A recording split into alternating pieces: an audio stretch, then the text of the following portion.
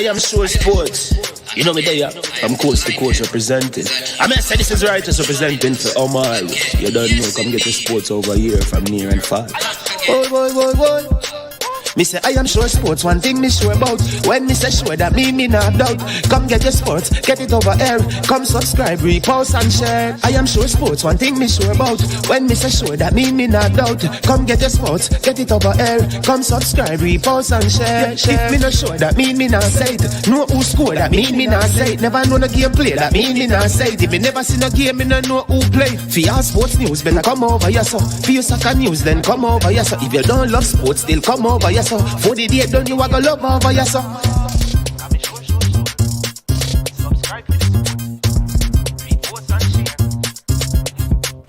So when it comes on to behavior concerning football, Jamaica is decent. I am sure that if we can get all of these things done, set in place by the end of April, it gives us enough time before the World Cup campaign. Not afraid of no Brazil, no Argentina with these crap of players. We are good enough. Remember to like, subscribe, share. Listen, comment. Let me know what your thoughts are. Yo, it's none other than Diddley Winks. Speaking up on behalf of a brother who's putting in the work. I'm on a 9 to 5 at the moment on the old work site in good old London, England. But hey, what? If you want the real deal, Holyfield news and views, you need to tune in to I Am Sure Sports. Manning's man is the man on the scene, always has a view, right, wrong, or indifferent. What we need you to do is to be in no doubt. Though COVID is over here, we need to be on our P's and Q's. As far as you're concerned, you need to speak. Trick-Nick Jerk Marinade gives your meats and vegetables authentic Jamaican jerk flavor. The spices are directly from Jamaica. Spices like jerk seasoning, allspice, scotch bonnet pepper, fresh scallions, thyme, ginger, and garlic. The key ingredients to a great jerk marinade. 0% sugar and low in sodium. You want to try it?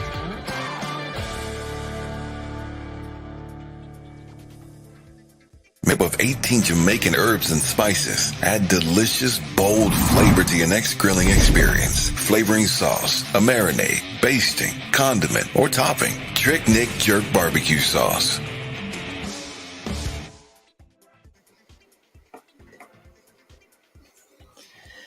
All right. Greetings and welcome. Welcome, people. I feel like I'm back. Haven't been out for a few days, you know. You know how it is. You know the family. You know how it is. Yeah, I had to, spend some time away from the platform for a couple of days. Had other pressing matters to deal with. But I am so happy to be back here with you people. Really appreciate your company as usual. Great privilege, when foreign and abroad, part of the family has to go away, they have to do work, becomes tough and tighter. So thanks to all the persons who are checking in, finding out, man, what's happening to you? Yes, I really appreciate that, Hope you're all doing well. Listen, my word of encouragement to you is what I shared with some people over the weekend in a seminar that I led at a very wonderful resort called the Moon Palace. We're always there, doing work with the people, helping, people make their lives better. Listen, if you're coming to Jamaica, it's very expensive, but it's a very cool property. My kids enjoy it, and I always enjoy being there, the Moon Palace, yeah, right there in Orchard. And link up management when you come there, man. You know, understand me? So management can make things work for you as long as I'm out on the island. And big thank you to all the sponsors, the people who make this video happen. Big up to Launch Legacy where they handle risk. and seek Legacy for all your personal insurance needs in Canada and the USA. Visit them at launchlegacy.com or call or text them at 647-989-0782. Also want to say a big thank you to Prestige Finance, lending a helping hand when you need it the most. Yes. So please call them at 876-884-7390. Right? They will lend you up to 100,000 Jamaican dollars. Low interest rate, 0 to 4% interest rate. And guess what? No processing fee and same day processing. All right. So check them out. How can I talk about the platform without talking to you, the subscribers? Want to say a big thank you for being here. Crazy RTV up early with a question already. I see Malik Mills saying Talawa TV in the house. Bless up Talawa TV in the house. Bless up, bless up, bless up, bless up, bless up. Yes, Chris Roman, heal my brethren. Fresh God. Yeah, man. This is when I talk about a God on the social media. He's on every platform helping people, moderating the platform. Really appreciate that. Teddy Lee Grace says, I stand with Vin Blain.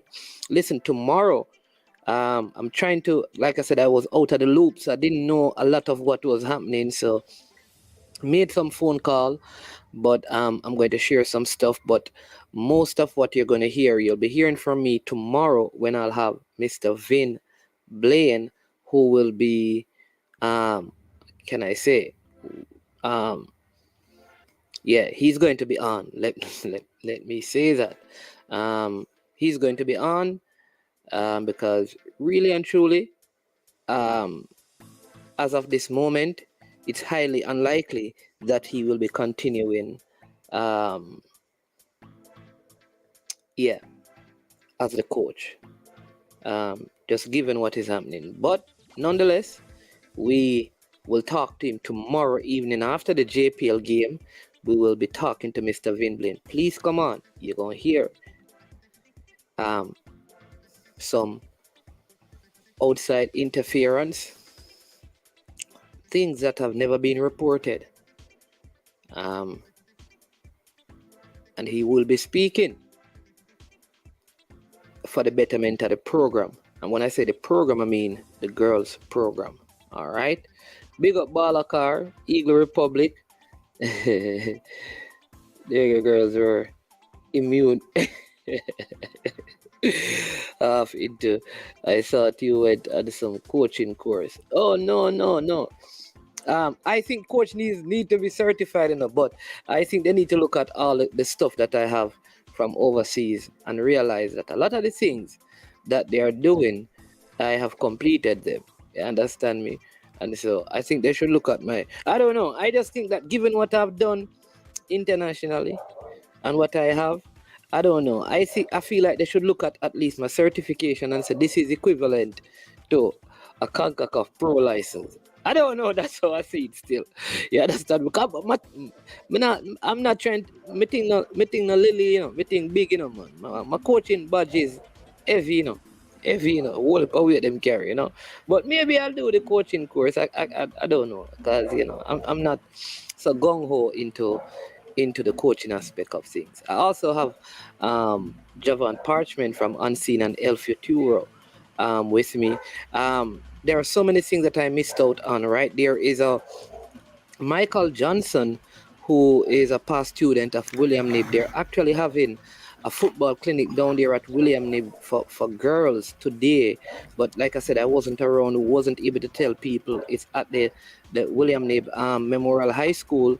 And also the Genesis Academy football tournament is on today with Coach Andrew Edwards over there in Manchester. So those two things are happening.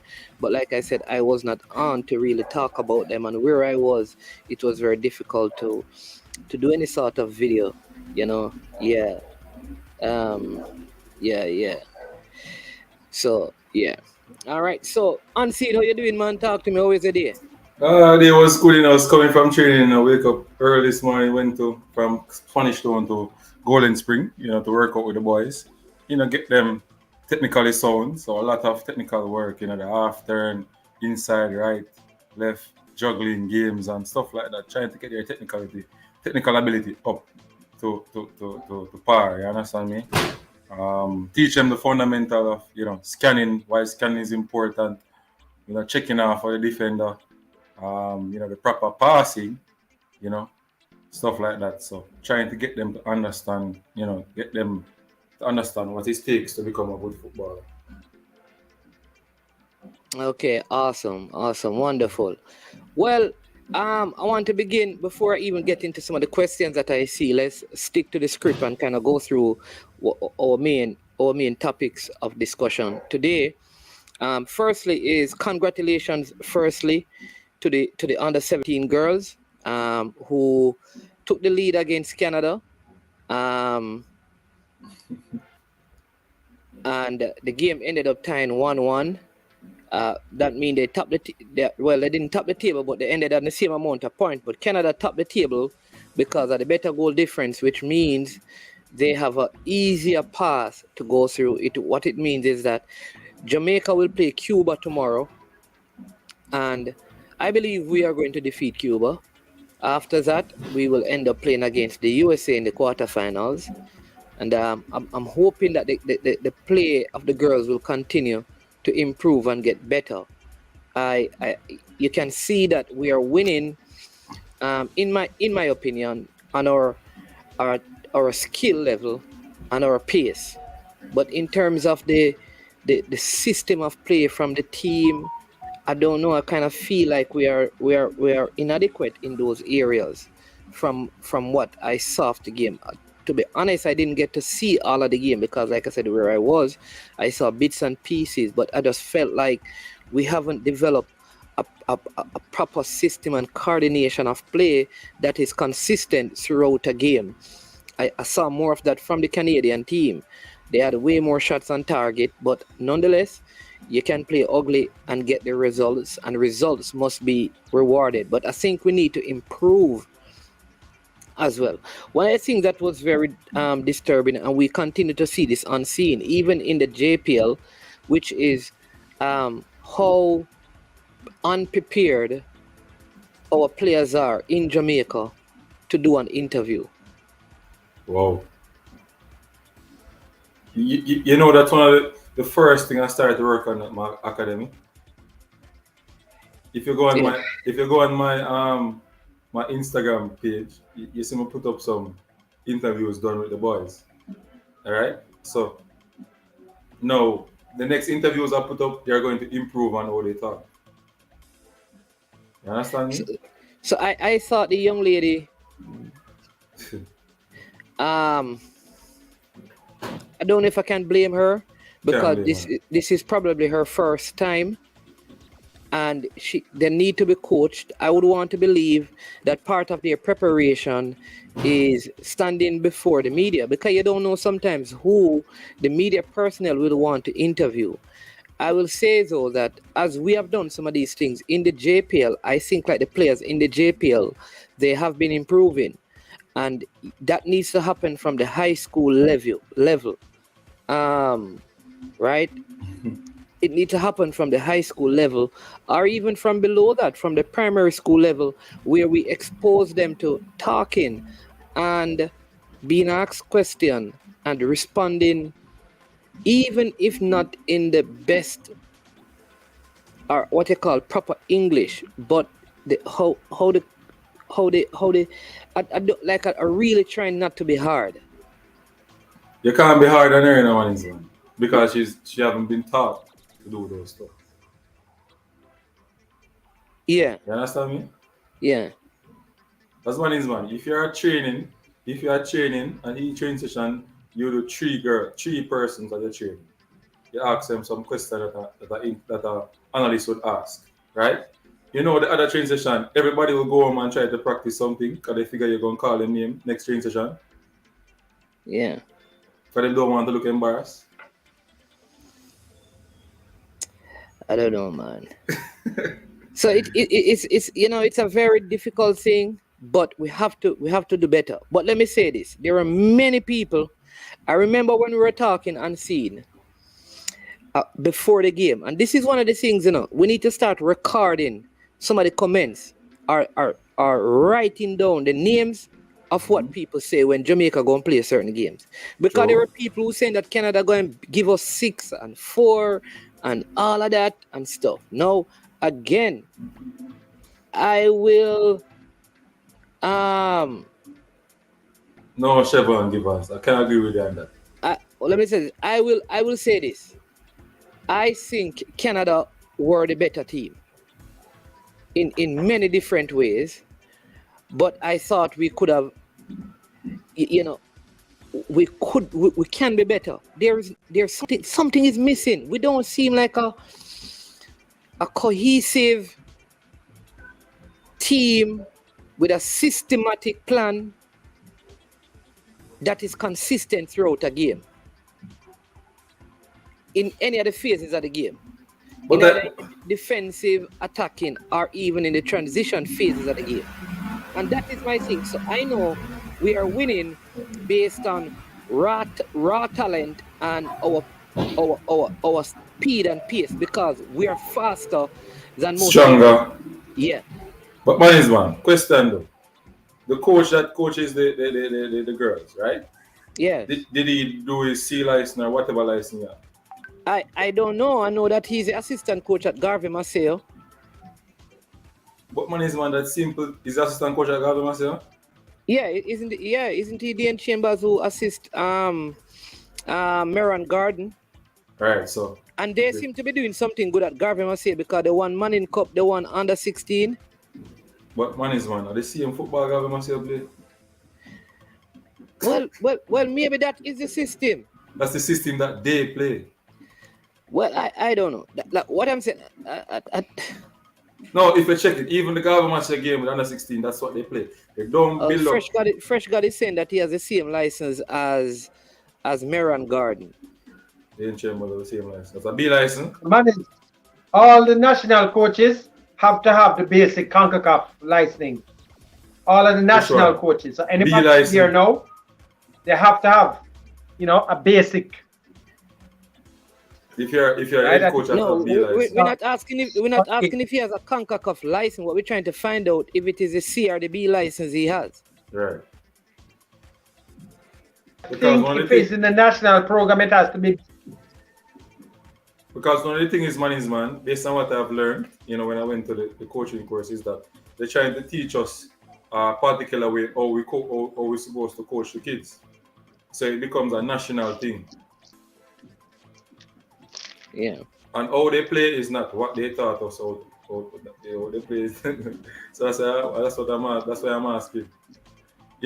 Long ball and then defend. Long ball and defend. Yeah. I see this Blair video says this will have a negative effect on the girls' team chemistry. We're gonna get to that. I think he's speaking to the Vin Blain situation, and then Danny says, does the GFF have specialist coaching certification, example, goalkeeping coach? No, what they do is I think all the coaches do the same certification and then they specialize. It's just like you have to do the same, probably go through the same process in terms of school, depending on what, you have to do the medical courses and then you specialize in a particular area once you do the basic courses. So I think that is how they have it. You have to complete the same thing and then you go and specialize in your goalkeeping thing. Chris Roman says, interview continues to haunt Jamaica. Yeah. Then Eagle Republic says, man, the reggae girls made my day yesterday. My wife, who is Canadian, was laughing at me saying that the girls would be embarrassed. My Jam American, which is Jamaica, American, Canada children were glad for outcome. Yes, Eagle Republic. Yeah, man. Many people, even persons who are on my stream, I think on Wednesday, were saying that we are going to be this and there's no way, it is impossible, all of these things. And I reminded them that an unprepared Jamaican team in 2019 defeated Canada in U20 football. A team that wasn't in any long preparation. They just called them together late and brought them to the tournament, and we defeated Canada. So the gap is closing. Thank you, Manins. And when we say that the people beat me, the girls held their own versus Canada, and the ability of the player, system and coaching, lacking. So Manins, man, all of these players are from this high school system in Jamaica? Yeah, so one of the things I was told is that I think I said it on Wednesday as well, is because no football was played in Jamaica. Some people are saying that the technical development of the girls are 2 years behind. But I find that they are good technically. I just find that I don't know how much time they had to prepare, but they just don't seem cohesive. Like you know, when you're taking corners, there's a particular way how you set and how you defend the different shapes in the transition. I am not seeing that. No, I'm not here to beat the coach, because at the end of the day, the man plays 3 games. He has won 2 and drawn 1. So even if he's doing or playing unattractive football, he has gotten the result. And this is the first time since 2013 that Jamaica had advanced to this stage at the U17 level. Right, Siobhan Givens is saying that that's not something she was supposed to be taught. No, man, you can't say that, Brett. You can't say that, Brett. You know why we like that sometimes. Sometimes it would be good to meet some of these people, right? Like, I would love to meet like some of the people who made the comments, because you take a youth, like we act like we don't understand Jamaica. Brethren, there are kids who go to high school that can't even go to school every day. They're on part programs and stuff. They can't study at home because of all of the sound system and noise in the community. So sometimes we're not supposed to talk in absolutes, man. We need to respect what people go through. Could she have done better? Absolutely. With proper coaching and tutoring and mentoring. All of us needed that.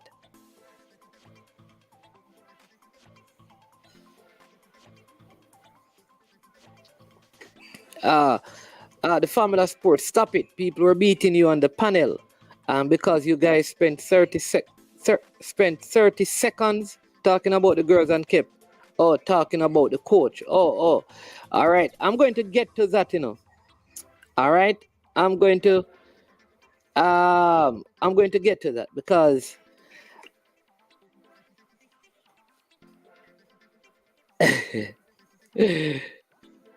yeah, man, big up. Coach Benzie, style and flavor. Bless up, man. Yeah, man. No, to meet them, to just, because for you to take what the young girl did and say that she's fully done, that's heights of disrespect. She may not be able to do an interview, but this young lady could have 8 CXCs and 8 1s, and somebody's saying that she's fully done. So how do we get that? Like, we have to be very mindful. And that's just me still. All right. But let me just say this now. People, let me say it again. We must be, yes, you see. All right. So for what, and that's something I'm going to leave some of this until tomorrow when we have Vin Blain. But I will say this. A coach, right? Parchment, he has 4 wins, 24 goals for and 2 against. And he 20 players from the reports signed a letter basically saying he doesn't know what he's doing. None of the other coaches before him had such a good record. None of the other coaches had a 4-game win streak, scoring so many goals. And this coach has done it, and 21 players out of 24 said that he and the entire staff don't know what they're doing. The coach comes out and says there is outside influence. All right? No, this is a predicament, you know. And follow my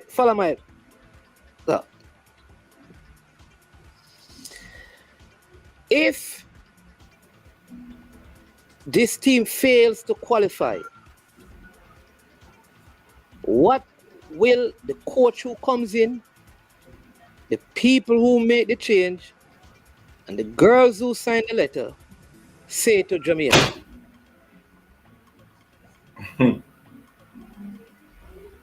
No excuse. Manins, I just want to chip something in here. Vin Blain is a good friend of mine. But one of the things that is happening here, these aren't the little girls that he left some time ago. They have all been exposed to a different level of coaching. So what is happening now is that all of this is the first time we have had a team of women that have been, it's almost 100% professionals. And this is making a difference because they have been exposed. So because these girls have been exposed to a different level of coaching, a different level of professionalism, it's coming back to haunt us now. Because we're trying to, you have to remember, Tina, that the two previous coaches, one of them was rated as the top female coach in the United States. Okay. All right. So two things I'm going to say to that. If we believe the level of football the girls are playing is so high that Vin Blain can't coach them, right? Because he's not at that level. Then no local coach can coach any of our national teams. You said it. On either side, nobody in Jamaica. If the premise is that I think once you reach at a professional level. No. If the premise is that when people play overseas, they're playing at a higher level. Therefore, a person like Vin Blain can coach them. What that simply means is that nobody presently, to make this whole thing fair, if you're coaching in Jamaica, you can't coach the players from overseas because you're not at their level. Whether junior or senior, male or female. No, not junior. Why? At senior, I think we do the level of exposure that the players are exposed to once they go professional, right? It's a huge difference compared. Look here. So Maxwell, listen, I hear you, but let me ask you this one question. So, a coach that has 4 wins, you're saying that he's not at the level to coach you. What if when the next coach comes in? What if when the next coach comes in with the first 2 games? Against who? Huh? It don't matter. You can beat who is in front of you. All right. So in the Caribbean all the while, nothing new. Always dominating the Caribbean. All right. I'm going to give you that. Nothing. We did not play. Watch this. We did not play anybody. So those results don't count. I'm going to give you that. All right. Those results don't count. Our under 17 going up against our under 20 team going up against professional players. Which local coach can put up a team to go up against them? Using your premise. Because now you're going up against the big guns at CONCACAF with big players playing professional football. Coming up against our high school players. Which coach? Because if that is the premise for Vin Blain, then this must be the premise for all of the other coaches. I understand what you say, man. Get to what you say. You understand? Look here. Manins. Go on. You don't understand what man is. Okay, look here. Unseen made a statement about the Garvin Masio, right? These players, these coaches have done various CONCACAF licensing, but yet they're still doing the opposite of what they are taught. That's what I'm saying. What does that say? Well, you might be certified, That does not mean that you are going to do something different than what you used to do in the past. So figure that out. No, I understand, Maxwell. I am saying, if somebody says, listen, where the girls are at, Vin Blain is not at that level to coach them. Hold on, I have a call coming in. Let me just see if I can put on this thing. And this is Coach Boris Johnson. So let me just, he's trying to get in. So let me just deal with that. So all I'm saying is that we must be very careful what precedents we set in, because this is a coach that has won. When he left the job the first time, he was winning. Right? And always stumbling once he reaches the teams. We have always stumbled once we reach the bigger teams with him also. Which coach has not stumbled against Canada? Which other coach we have had that has not stumbled against Canada and the USA? Tell me one. I am saying if he's going to be fired or if he's been relieved of the job, if that is the premise we're using, then why are we going to use local players to play against players who are playing at the professional level? If that is the premise, maybe it is not the premise, but if that is the premise, it is unfair that we want to use amateur players to play against professional players, but we don't want a quote-unquote amateur coach to coach our professional players.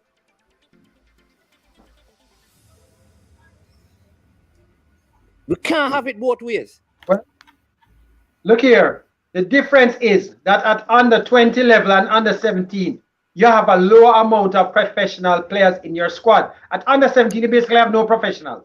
Let's get that straight. At under 20, you're starting to get some more professionals into the unit, right? But it's still a lot of people that are in college, that sort of thing. So you need to look at even the under 20 team the other day. You had a lot of people from college. They're not professionals, but they have been exposed, but not as exposed as the girl. The set of girls we have now is comparable to what we had the other day with the Reggae Boys. One of the best assembled set of talents ever in the women's team, right? So I guess that a lot of them are the women. I send it to somebody else. That woman may very well have, well, I want to say, Stan can't get it easy, you know. Than the men. They open their mouth more and to talk and say that they have issues. So the male program, everybody kept quiet. Maybe women are just more vocal. No, here's what I'm saying. As I said, nothing away from no man, follow me now. Follow me, leader. What I'm saying is that if the girl says, I don't agree with it, get rid of the coach, then the decision has to be made. Get rid of him. And if the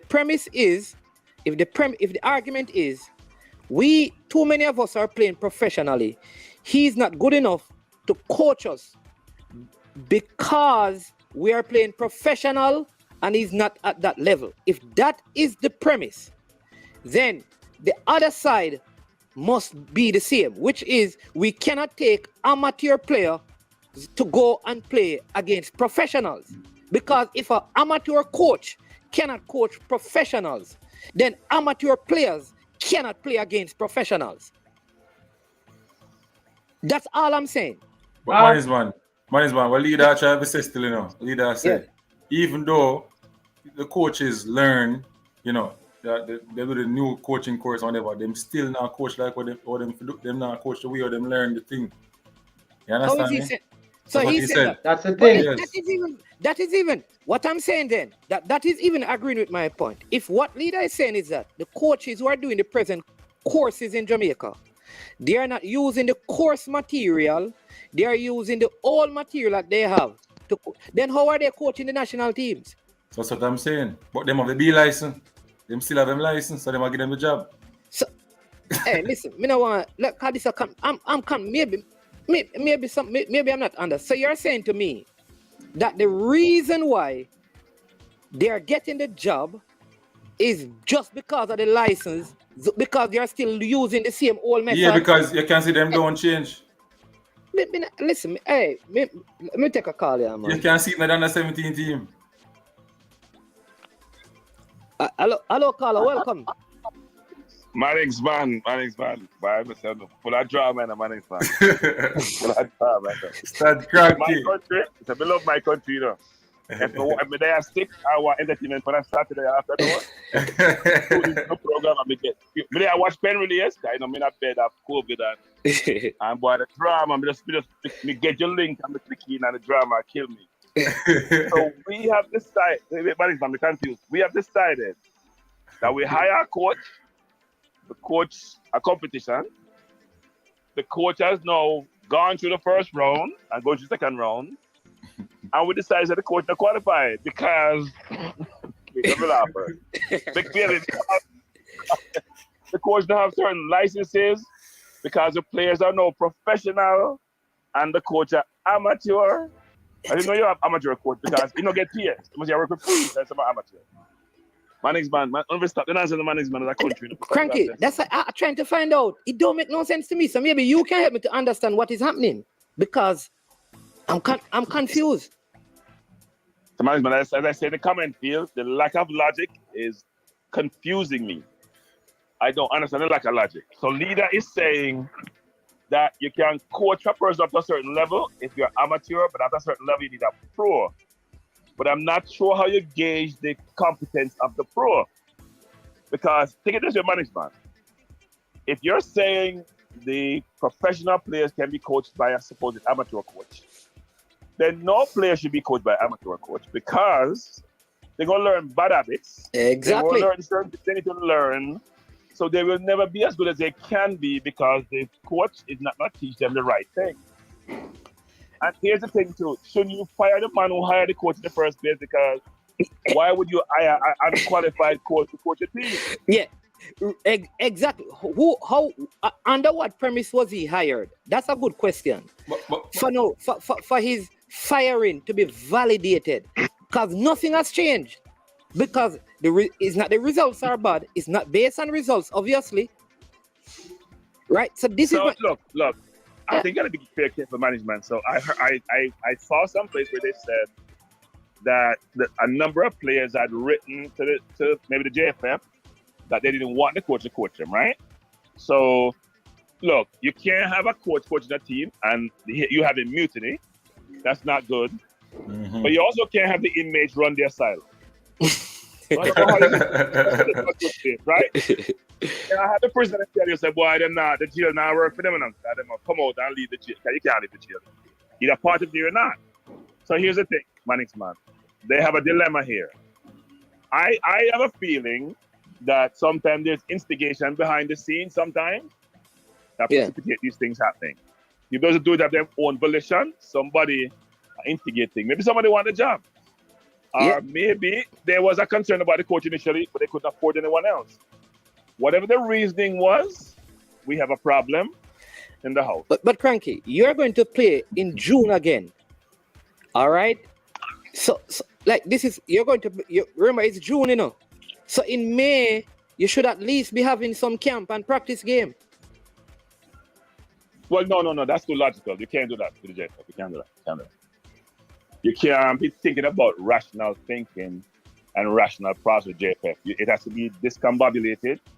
It has to make no sense. And that is right in the JFF's repertoire. That's how they operate. This logic about camp and bringing people in and camaraderie and chemistry, that's all nonsense. That's not how the JFF. We know how they work. We have seen it operate. We have seen the outcome. And what we're creating now is dysfunction in the camp when we're close to another competition starting, when we're in a good position to try to qualify for a World Cup. I think the ladies who have to come to the fore and say, what is it that they're concerned about? I know the coach had some things in the past which doesn't resonate well with certain players, and the coach have to also understand that it is 2022. This is 1940s. So if he has certain views about people and their lifestyle, he needs to get over it. I need to tell him that he has to get over it. We have moved along as a society, and if he doesn't want it, then he's going to be a casualty. That's not how the world works anymore. Regardless of your religious belief, your upbringing, you have to adapt to the environment you're in. Otherwise, you're going to become a casualty. But having said that, I still don't understand management where the concern has come. Is there a true protestation by most players they don't want to coach? All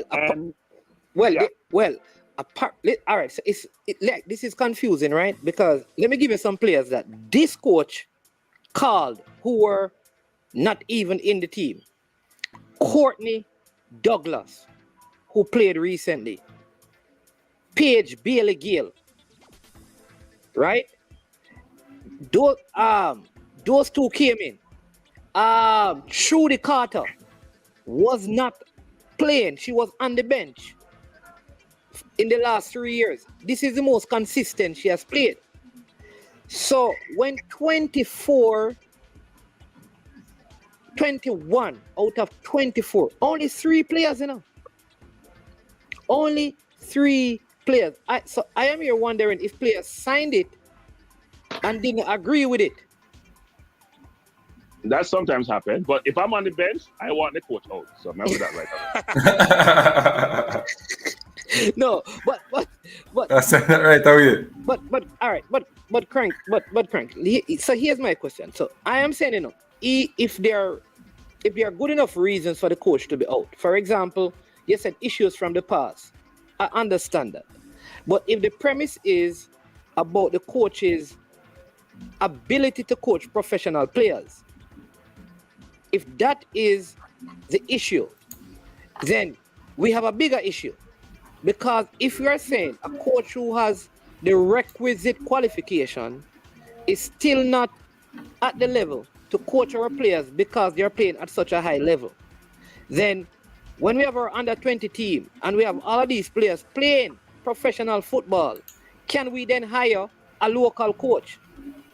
Yeah, you understand? No, man, no, there's a difference between, here's the thing was, as far as the concern may be, there's a difference in how you engage people at different levels, at different ages, right? So if you're an adult and a professional, and I just shout at you continuously as if you're a 5-year-old, that may not be acceptable, right? I'm not sure if you're talking about the strategy I employ, or I position you on the field, what style of play I had, versus how I communicate with you. Yeah. So we got to find out what is the rationale, what is it that they're saying they're concerned about. And sometimes it's just how you treat people. You can't coach everybody the same. You can't treat everyone the same. Okay. You gotta treat grown-ups like grown-ups a lot of times. So if you talk to me as I'm a 5-year-old and I'm a professional, I'm not gonna want to deal with you.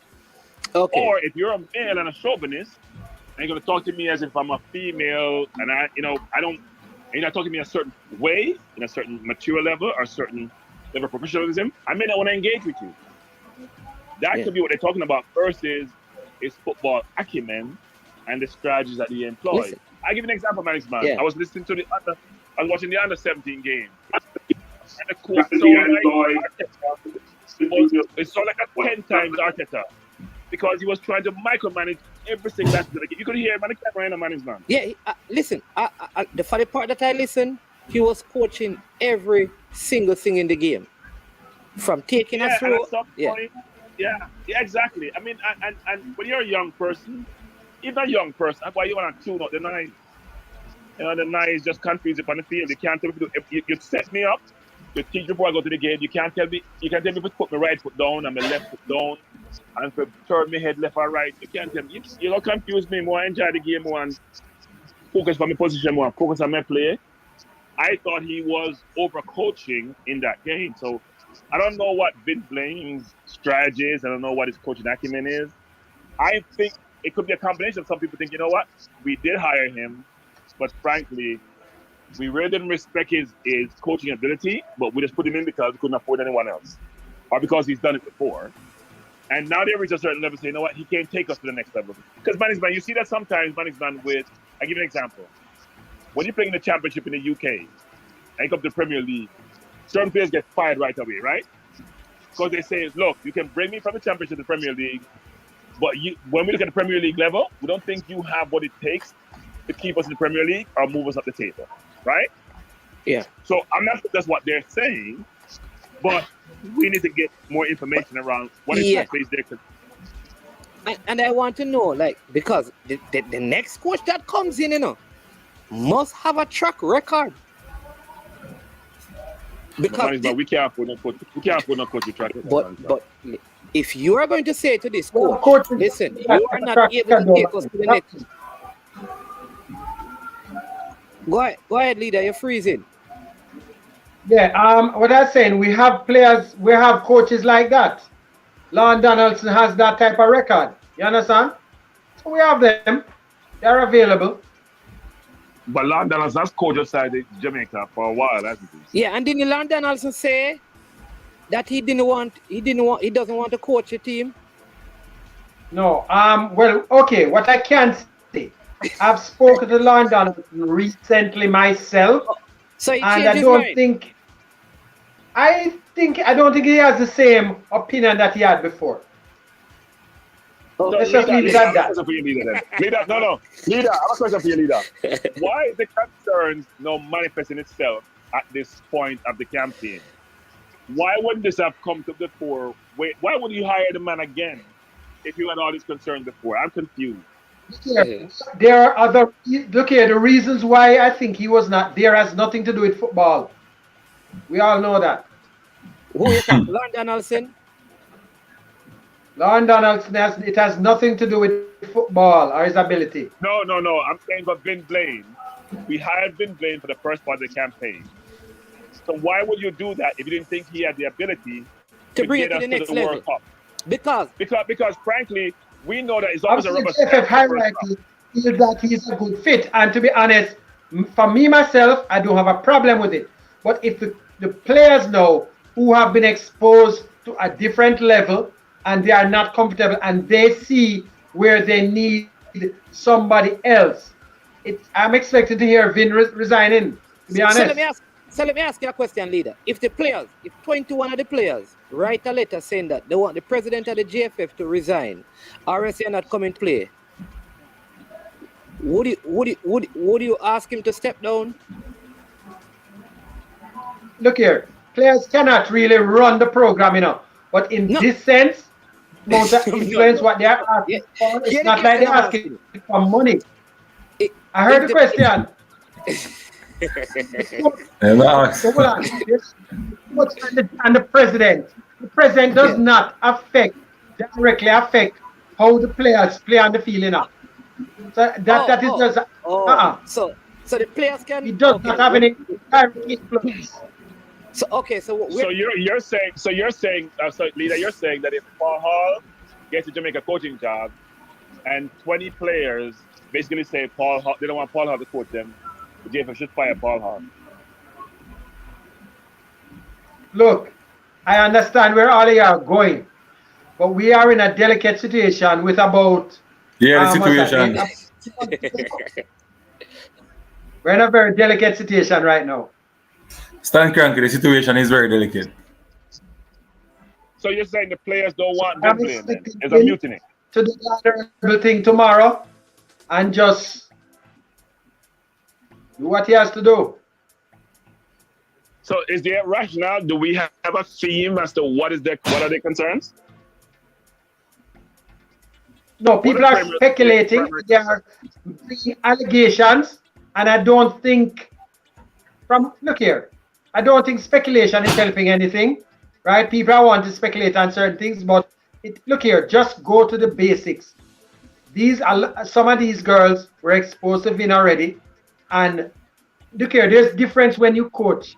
I can tell you personally, I've had youngsters that you work with them at under 13, under 15, under 17, but once they reach senior, there's a different attitude that they have once they reach there and they have started being exposed to the national team and so on. I've known players that have brought into a program at a very young age, and then after a while, they feel they can't talk to them because they have been that exposed.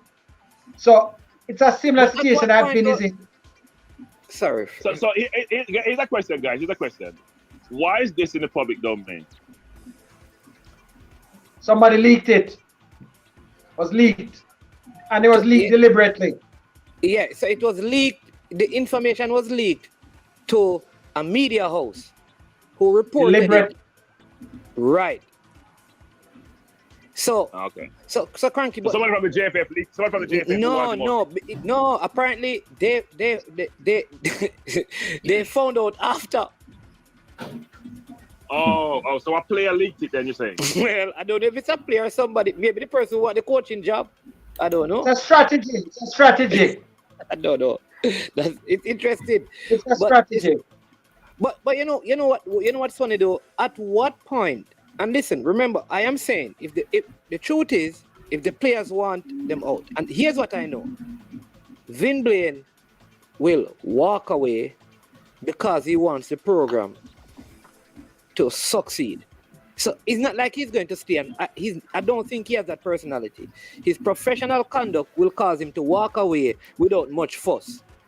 All right? I think there's disappointment though. And I'm going to hear from him. I want to talk to him directly. Because my issue is, at what point does result matter? I don't buy this argument that is just Dominica Republic will beat. Because before we play them, some of the same people are saying that Dominica are going to beat us. Don't tell me that it's just Bermuda. Don't tell me, because those teams could have defeated Jamaica. We defeated them under his leadership. So we have to be very careful that we don't look at the results and say those are joke results. At some point, result must matter. You have to look at the coach's result and say, yeah. When last did any Caribbean country beat us in women's football at a senior level? So that means we never need. So Cranky's point is now important. That means we never needed to hire Vin Blain then. Seeing that it was a surety that we were going to defeat this nation, why did we hire him? Because we need a coach for when we go to that next level. And these. No, we weren't planning on going to the next level. What I'm saying, if the argument is he's not fit to go to the next level, we know for sure that we were going to win all of these games without him. Why did we hire him? So we use him until we can get better. That's what you're telling us. We use him until we can find better. That's what you're saying, leader? I think the problem was that the coaches that they would have probably wanted, there were issues with the JFF and themselves. That's what, from what I understand. I'm confused, guys. I'm confused. Leader, I'm confused. Don't Vin Blain have a contract? What's that? Don't he have a contract with the JFF to coach the team? Yes, I would imagine so. All I think, yeah. So we are in the process. We are excellent at hiring coaches, firing them early, have to pay them off, and we don't have no money. How does that work? Look here, listen. The type of person Vin Blain is, he's a gentleman, and he's not desperate for money. I can tell you, at this stage, Vin will walk out. Leader.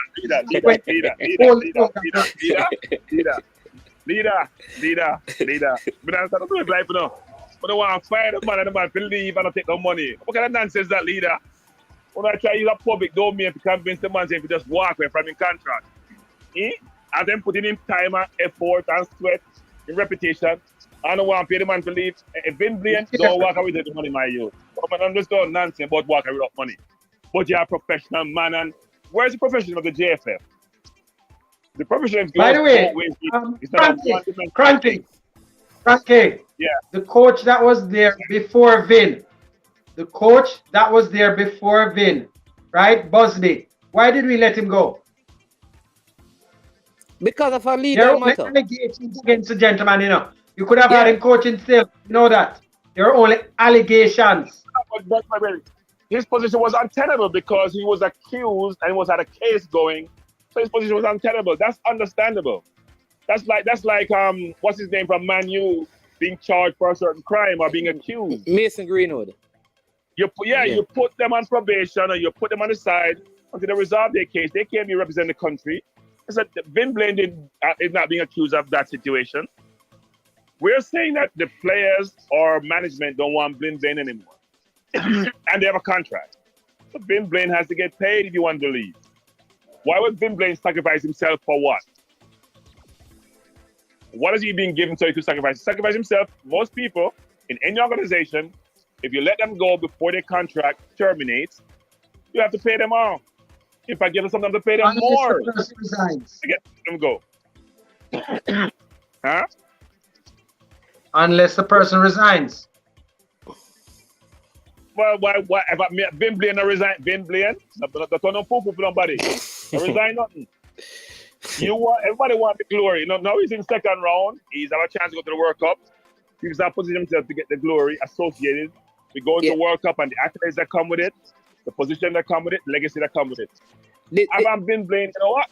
Show me, convince me, either monetarily or otherwise why I should resign. But I'm not leaving the position.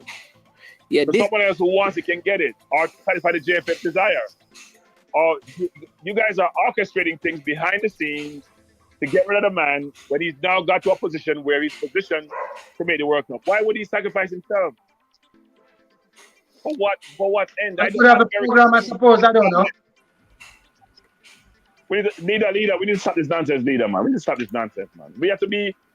We have to grow up. We have to grow up. The lack of maturity in the JPL organization, the lack of whatever words you want to. We just lack. You know what? We just use the word lack before everything that we say. We lack acumen. We lack integrity. We lack humility. We have abundance of arrogance. We lack humanity. It just doesn't make any sense, guys. But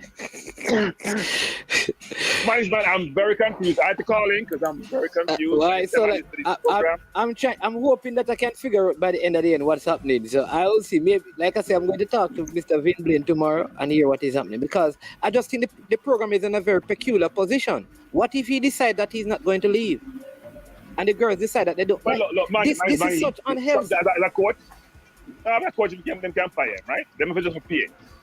But it's unfortunate that we're operating this way. And if you have the players then say, you know what, we're not playing because of the coach. You can't play with other players. You can always bring in new players, but they may not be the same quality. You have to find out the root cause of all these problems and try to fix them. Yeah. Yeah, but it's unfortunate. All right, man. All right. All the best. Hope you feel better, Cranky. All right, cool. Yeah, man. All right. That was Cranky for you. Hey, Joy 5, listen. Not everybody, man. We can't speak in this absolute. There are persons who wanted, said that they didn't want him in the first place. Right?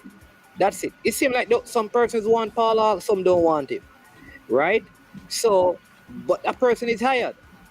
All right? So you have to work with the person. All I am saying is that the reasons that are being cited, to me, don't justify the man being fired.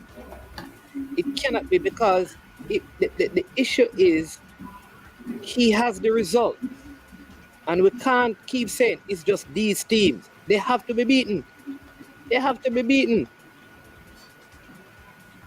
So I think there is an agenda.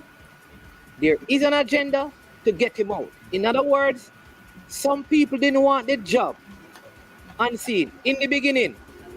There are people who didn't want the job in the beginning because they didn't know all of the girls who were going to come and play. There was turmoil, remember? And the negotiation and all of that. They didn't want anything to do with the football. They walked away from it. But now that things have settled down and the team have progressed and the whole thing opened up in terms of teams qualifying and how much teams can go. You know what people say now? And now me can come in because everything's set. That's also Jamaicans there. I'm not sure about that. Yeah, it's like them wait until the thing. Yeah, we get that. Yeah. We don't want to work for it, we don't want to work with the thing come up. Yeah, so when the whole thing was messed up, they make Vin Blain take the job, work out things between the girls and the GFF, settle things, make everything smooth, everything running now. Bam, get rid of him. Not that the man have lost a game. And I'm saying that you can't deal with people them way there, because you see one man sow, a man are gonna reap. And if we sow those things, we're gonna reap them kind of thing here. So the balance going in the world, in the life. So the balance. Yeah. Yes, I. Yeah. Yes, I. So I don't know. I don't know and see. Here Malaka is a leader and speed too powerful in Jamaica program. They need to go.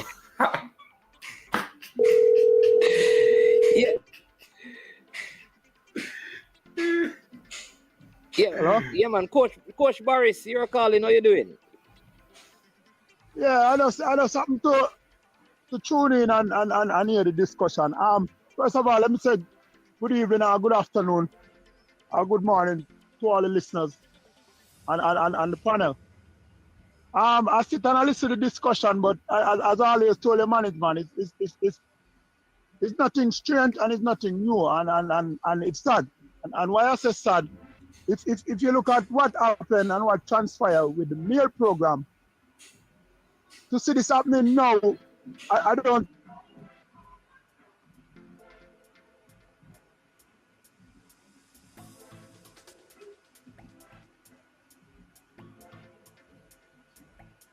Call a gun, man. Of the players themselves. Oh. understand the trend that is happening and will continue to happen with these players and the so-called future players. You see what I'm saying? I sit there and I hear a leader talking about the level of coaching, vice coaching amateur, vice coaching professional. And I'm saying there's no such thing. There's no such thing. Okay. There's no such thing management. I myself as an amateur coach do and can prepare a professional group. So it has nothing much on that level and that basis. And if we're going to sit here and discuss and talk about Mr. Blain, I've sitting in one of the best coaching courses that's ever run by the JFF, which was led by Mr. Blain and Mr. Wendell, don't we? So I'm not going to sit here and doubt Mr. Blain in terms of what he has to after the football. If there's something else and the girls for say refuse to hit the nail on the head and say this is the situation, well, let us leave it alone until we hear what the real situation is. Because if you're going to sit here and tell me that it's based on Mr. Blain not being a professional coach, then you people probably not know who is Mr. Vin Blain when it's be the case. And if that be the case, my thing is, as everybody is insane, why is it when it gets to now, this when I first have heard Mr. Blain taking over the team, I sit and I said this must have been some discussion with JFF had, not only with Mr. Blain, but with the girls themselves, with the team itself, based on what was going on with the past coach.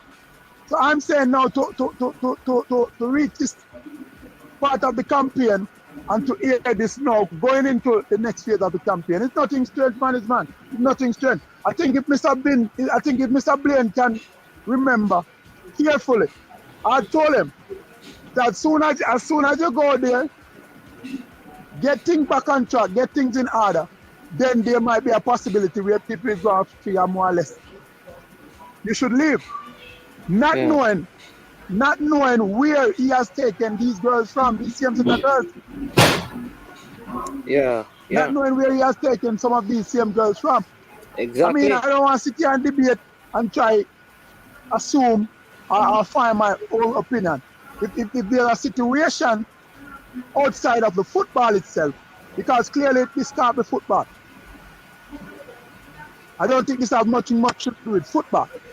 And Mr. Vin and his level of coaching and all that. I don't have anything to do with that. And the other part I want to mention, we have to be careful. And the federation need to get structured, get organized. As we are going to face this problem going forward, morning, noon, and night. Because understand the nowadays players that we are dealing with, management. Yeah. People telling me that people exposed to professional and based on what they see and exposed to professional level, they come now and this is enough. Understand what is going on, management. I see top players that represent Brazil travel the world and play and exposed to what the world has to offer. When they come back to the national team, is what the national team has to offer. You understand what I mean? We're not going to give a management what he's getting when he plays for Manchester City or Arsenal. And let me read. When he comes, Coach Morris, I don't know if you heard this, but let me read a portion of what was said by Vin Blain, quoted in the newspaper. This is around the third paragraph, because he says unwarranted concerns. He said the concerns expressed to the Federation are unwarranted, but he is pleased to have seen the girls through the final stage of qualifying. He says, my real interest is Jamaican football. The aim is to qualify for the World Cup, and I have got rid of the pressure they put on me to get by the first round, which I did in good style. They are now making a move to get rid of me for whatever reason. He says, listen to this, the 18-point concerns, 18, you know, in the letter regards coaching, communication, and organization. So and I'm saying those 3 points that you mentioned, If it was me management, I could take the knock because I'm not somebody that probably communicate 100%. You understand what I'm saying? Yeah. But don't tell me this about Mr. Vin Blain. Mr. Vin Blain is the one that organized and engineered the coaching school that we sit now. Coach Barris, what I'm saying is that he said, this is Vin Blain I'm quoting. So let me quote Vin Blain. So Vin Blain is telling I understand what you're quoting saying, you know. He's saying the girls are saying this. Right. In the letter that they sent to the JFF. In the letter that they sent to the JFF. I'm saying to you, but I'm saying to you, management, based on the Vin Blain that I know and anybody know, if it's even the right Vin Blain, to tell me about coaching, to tell me about communication and management, understand, stick up point here, understand this. When certain players play at a level and they come back to the national program, our national program, let me tell you, because there's not anything structured. If you don't be careful, they will take disadvantage and serious disadvantage. Not only in terms of the level of coaching, but other aspects. You understand? We have a similar situation that I won't get into in the 98 campaign with people that figure more or less they played XYZ. They are the cream of the crop at the time. And Rene was handling them. They didn't see it fit. So I'm saying this is a situation that this is what we know seen or this is what we know relook. Understand the concept, management. Yeah. When you coach a level of players that play at a particular level, and the concept of the thing is not solely in their interest, when the team is being put first, you will have a problem. I have the same problem coaching at the Premier League level. When prima donnas thought they were prima donnas, and I'm saying, yeah, I'm not going to kill you for your opinion, but the team is what come first. They didn't sit well with it. And then when the so start management, what happened? You see what happened? Yep. So I'm saying it kind of sad, and we have to understand the trend and the nowadays trend that is trending. I want to say it again, the JFF need to get structured ASAP, because going forward we're going to have the similar debate, we're going to have the similar problem. We're sitting here now until we know the real cost. Based on what you just read a while ago. It's basically the players saying that, listen, get whoever we want to put the team, whatever it's going to cost the federation. That's what you're plainly saying. You understand what I'm saying? Yeah. Now, I know Mr. Blain personal. It doesn't take Mr. Blain nothing to say, look, all the best going forward. If we had an agreement, let's settle it in terms of financially what I was supposed to get. And I wish you all the luck. Because he had did it before. And to tell you the truth and to be frank, he has given up so much to come back and organize these girls, which he had put in so much into before they even qualified for the first World Cup. So unless we forget, and I'm saying again, if there's something outside of the football which the girls have concern with, come forward and say that. Don't tell me rubbish about no communication and no structure and no coaching when it come on to Mr. Vin Blain. Don't do that. Mr. Vin Blain sit and head one of the highest region in terms of CONCACAF and coaching education. So don't sit here and tell me that management. And tell leader, don't sit and tell people about there's a difference in terms of coaching professional players. Don't tell me that. As Maidana take up Argentina and he did coach at no professional level. He played at professional level. So make a reason it up. So I'm saying if there's something outside or there's something that hasn't been said, let it be said so we can say, all right then, well, this is the situation and we investigate it. But don't come and tear down Mr. Blain like this. I would advise the girl them, don't come to the forefront with that. What you have just read to me and quote to me don't make no sense, management. The Vin Blain where you talk about for they to come and say that. It's a big joke, Reggie. This is a founder out of your football club they're talking about him. The people don't know him, Reggie. This is somebody that started one of the first anything have to do with football in Jamaica. Where you're talking about a coaching corner. You understand? So in terms of accreditation to the football and the football itself, don't come and tell me that, management. Don't come and tell me that.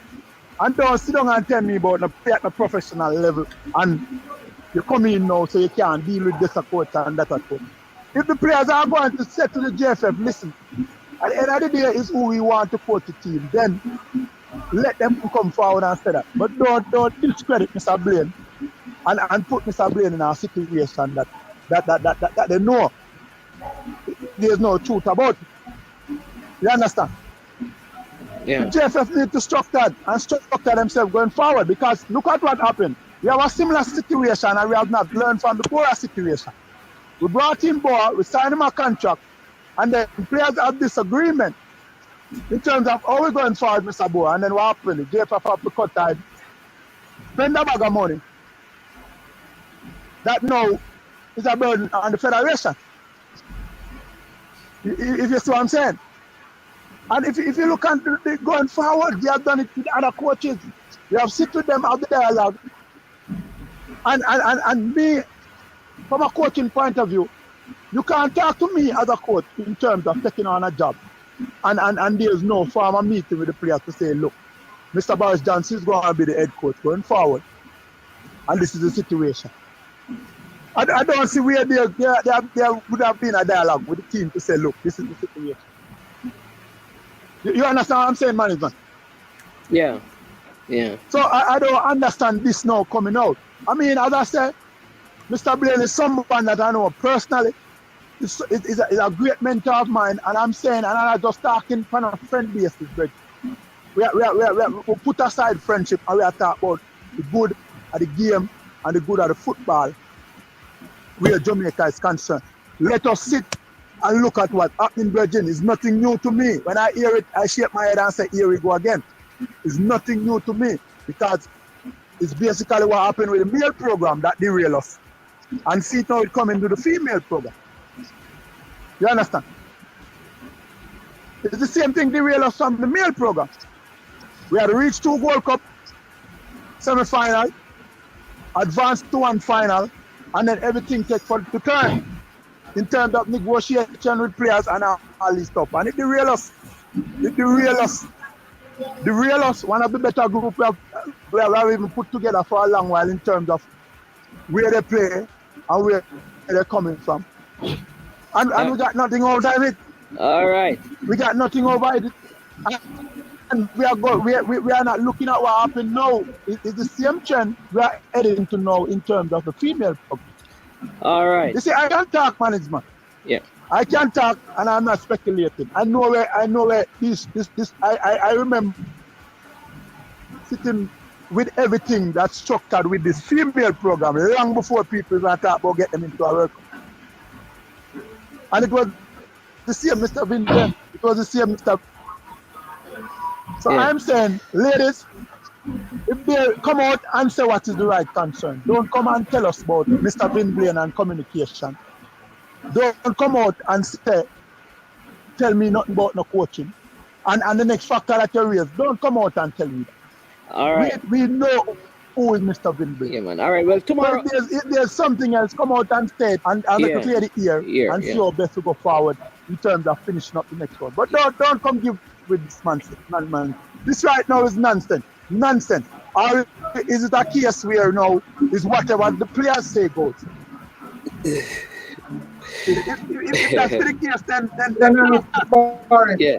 All right. Coach Boris. All right. But our Coach Boris, you have a next call coming in. But thanks again. We'll have on Mr. Blain tomorrow. All right.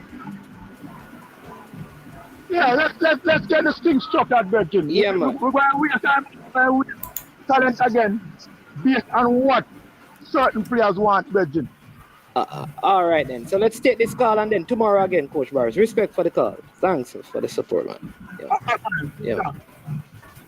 Yeah. Hold on, Maxwell. Yes, caller. Welcome to I Am Sure Sports. What's your name? Yeah, man. About a car, man. I just want to ask. Me know about a car. Me know you. Where's that trouble? Yeah, go ahead. Yeah, man. Leader, what position you play in Jamaica football? Because you always come for all like program them. Well, I know man is not. We don't say nothing, brother. We don't say nothing. So you laugh. So yeah, best. You watch up a majority I program them.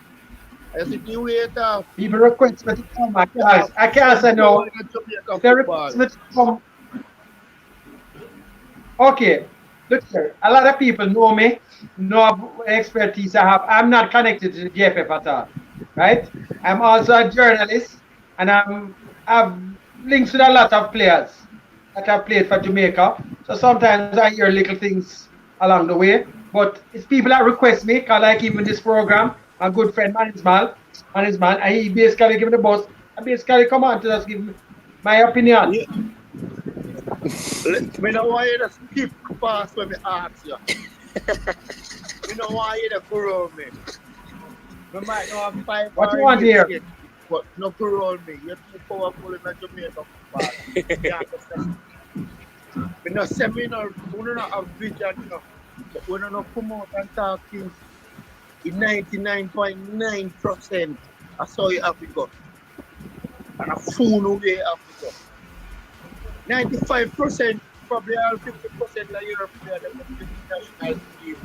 No work to play for national teams, a better player out there. But because a few player have to go in there. You have to put their things there behind you. A Vin Blain to coach the team. When they want that, they want it.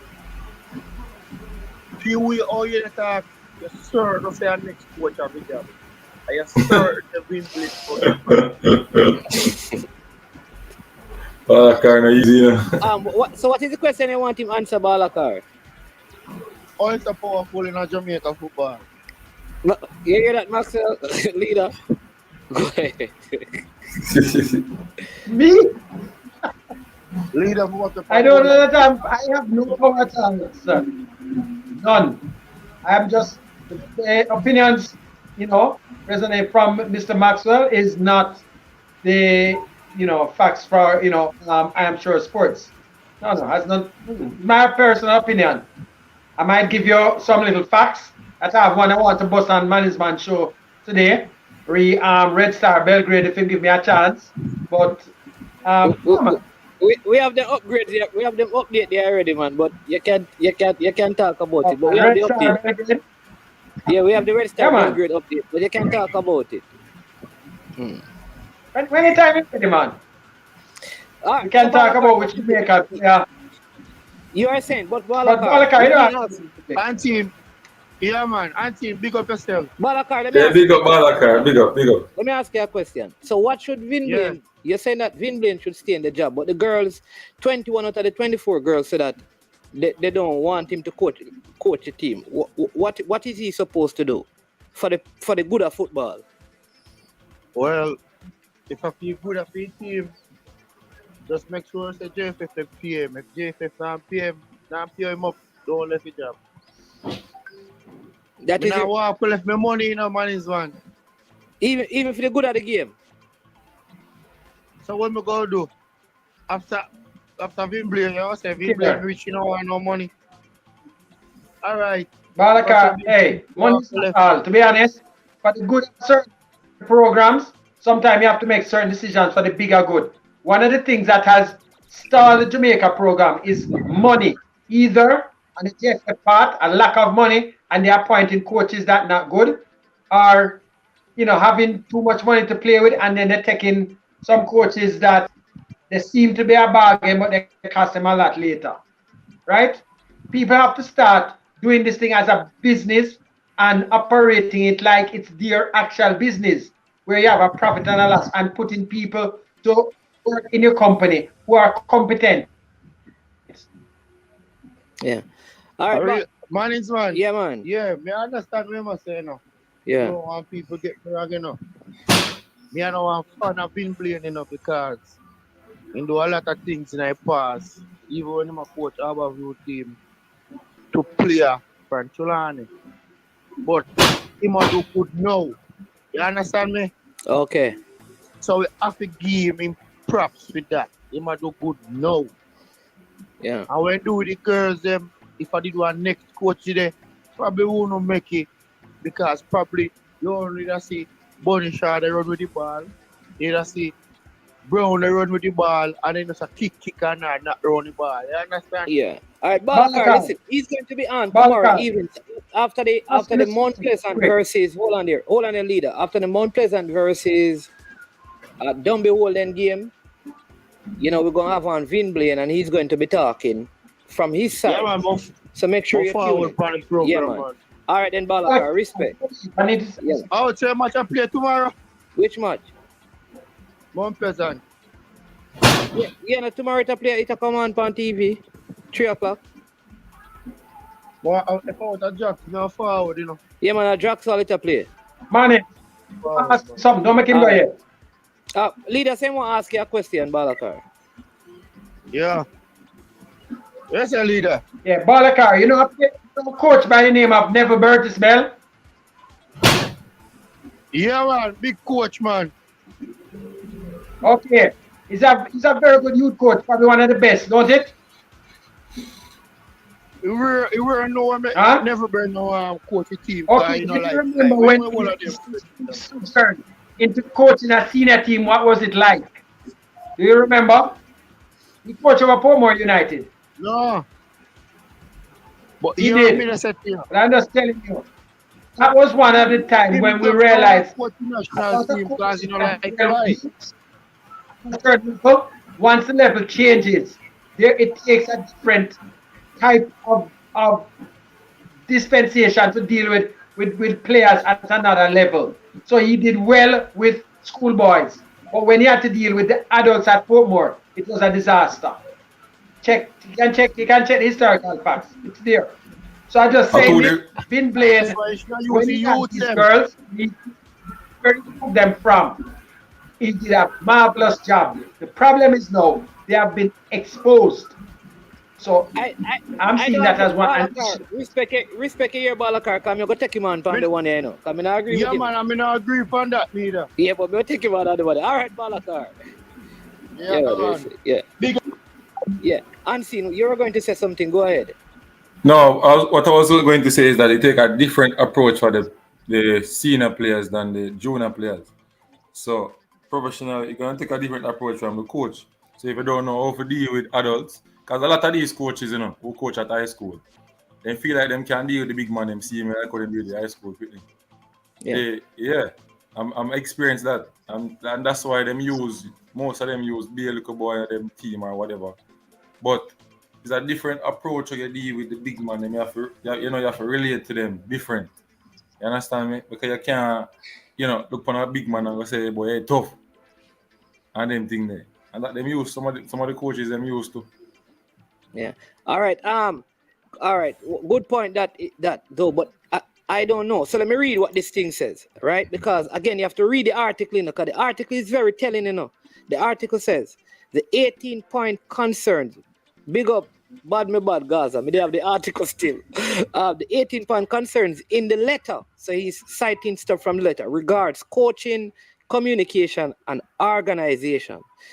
But I did what I was supposed to do by winning all the games and qualifying for the final round. Watch this.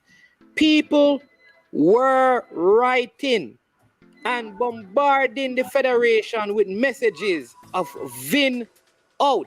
Way before the letter, and I tell us that people are right the GFF regularly, saying if you lose the job, even when the team was winning, right? He said, from day one, it has been a very toxic environment for me. But I managed the situation because I didn't want to disrupt the flow of the team. But it is now manifesting itself in what these girls are trying to do. I enjoyed winning the 4 games and what we set out to achieve.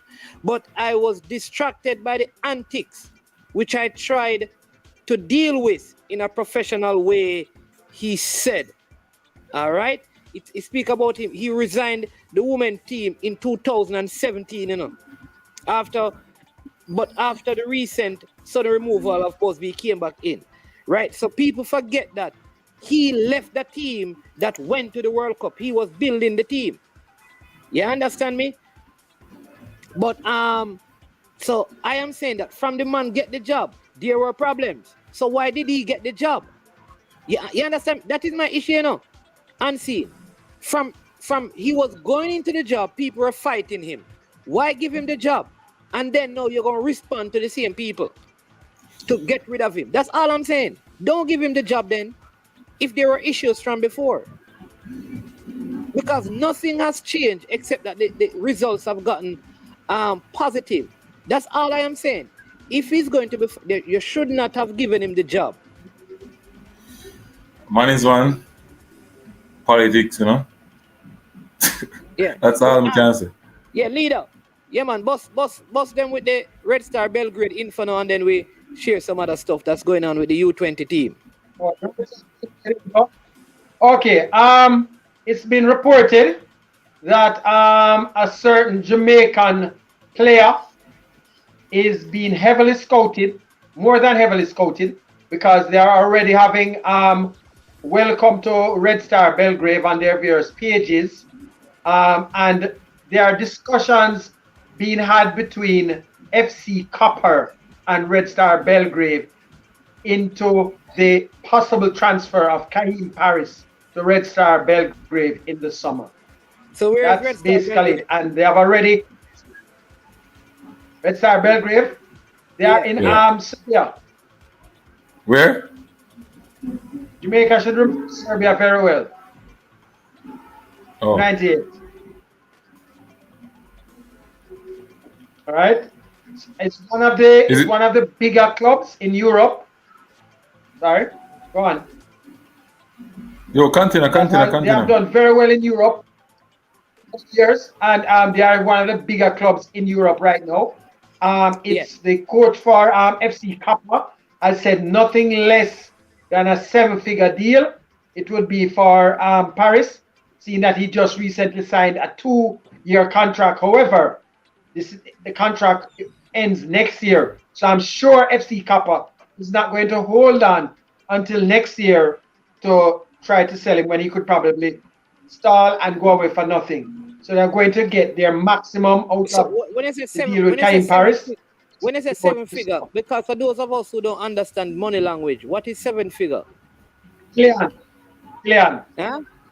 Huh? Millions of euros.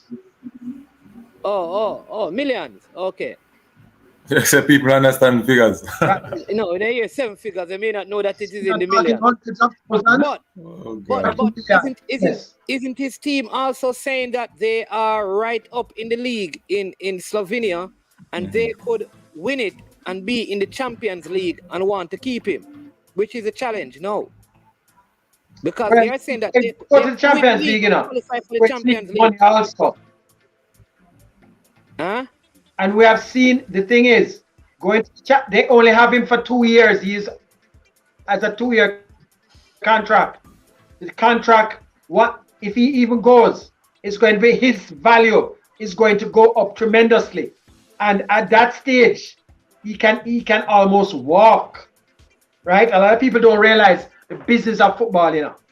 If they hold on to him too long, right, they run the risk of getting nothing for him. I can almost walk as a free agent, right? So most clubs, they try to sell when the money is good and take advantage of it. We saw a similar thing with Genk and Leon Bailey. When people are saying Genk could have held on to him, they sold him when he was moving. And I think this is another similar deal that we're going to see a big transfer for Kaheem Paris in the summer. Okay. All right. And he played today. I think the game ended 1-1. For his team. But I didn't even get to we are going to Eagle Republic. We are going to do that. We are going to get. I'm not sure which one of the girls we're going to get, but or which one will be able to speak. But remember now, it is the entire staff I understand, which includes goalkeeper, coach, physical trainer, medical assistant coach. Everybody is being removed. So it's an The entirely girls coaching can't come out and speak in a man. They can't do it. Right, I don't that's think what they I'm can come and saying. speak on it. They have a non-disclosure. They can't speak on something like that. Huh? They have a non what? They No, they don't have no cannot. non. They They don't have any don't non. They come don't have out. any non. They don't have any non-disclosure. There's no non-disclosure, They but don't. I would not. The I men would do, not you know. expect to speak. Huh? But they wrote the letter. I know the men cannot. What's that? Anyway, okay, you said they have a Well, I non-disclosure. don't know. I personally, Hey, Maxwell, you know, this is most why. say This is they why you get agreement. this is why you get yourself in problem, you know, because people are going to say, how you know that the girls them have done disclosure thing in them contract? This is why you get the people them go sign up. Contract for the JFF. People know the JFF, the contract the player sign. People know the contract, you know. No, They can't come out and comment. If you notice certain things here, personal reasons, none of them can come out and say exactly what happens. That is why Balakar say very powerful. You didn't notice that? Everybody knows. What's that? That is why Balakar say very not going to come out. They can't come out. No. Okay. They can't come out though and make any say. So you're not going to get nobody to come out and say it. If it's the same contract the men get, you're not going to have that. Oh, so the men's contract have a non-disclosure policy in it. They can't come out, right? That's why when you hear players not called, you'd notice at one stage, what was it now? Ravel Morrison, when he wasn't called, he had put up something and then he quickly took it back down. That is because of the non-disclosure. So there are things that they cannot comment on. No, they cannot comment on certain things that are done while they are under contract. Okay? They're not going to be able to do that. So when a player is not called to a national team, even if the reason that the JFF gives is not exactly the same reason, you might have somebody else like a Qatar come out and say, the player is not injured, but the player not coming out and saying it. But how are you privileged to that kind of information? Because come and say something like, you. Is this an assumption? Come out and say no, man. I hear you, man. I understand the policy now. Is this an assumption you're making, or you know for sure that there is this in it? Yes, it's in there. They can't come out and comment on that. No, it's in there. Okay. It's not an assumption. Okay. But I want to go back to something also that Unseen said earlier. Yeah, man, Leon Bailey got a bad tackle today. Look like he's going to be out. I mean, for a while, man.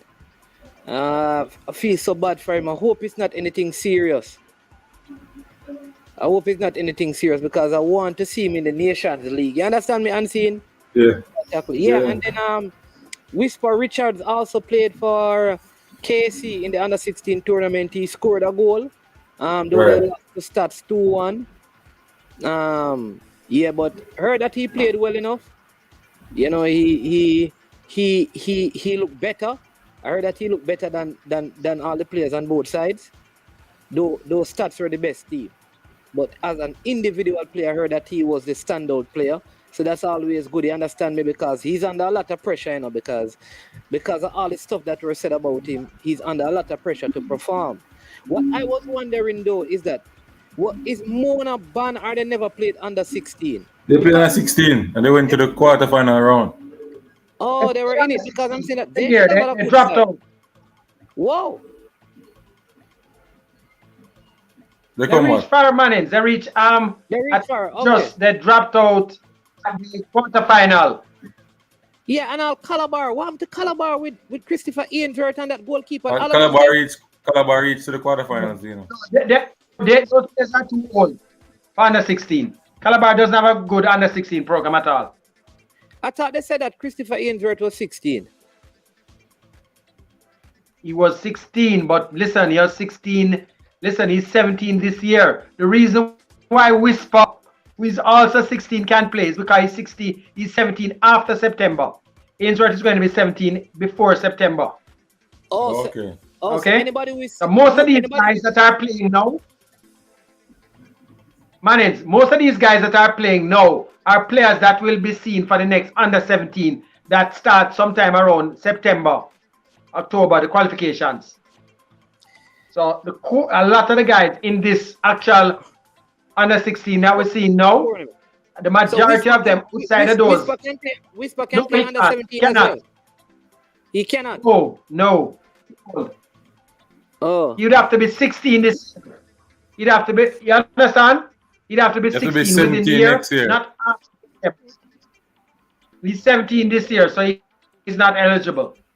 Oh. Man, just say 17 next year. Okay. This is what I'm saying though, Maxwell, just to go back to the whole non-disclosure thing, which is what Eagle Republic is saying. Non-disclosure clause, the letter is now in the public domain. That allows the girls the opportunity to address what is in the letter. That is what I was alluding to.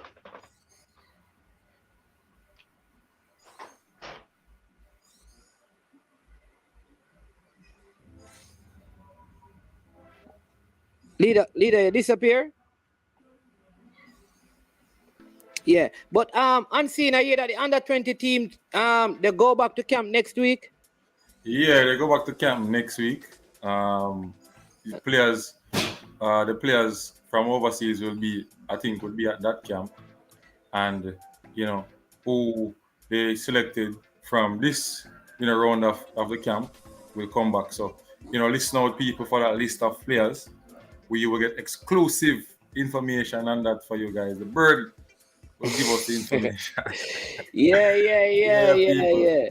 So remember, what tell you, I am sure sports. Hey, you know what though? You know that I was away, but I mean, I heard from a player connected to the program, and there was some altercation that caused a player to leave, unseen. One player or two? Well, two players. I don't know if they were kicked out and will be reinstated, but they were basically sent away because of a little thing that went down. That's what I heard from a player.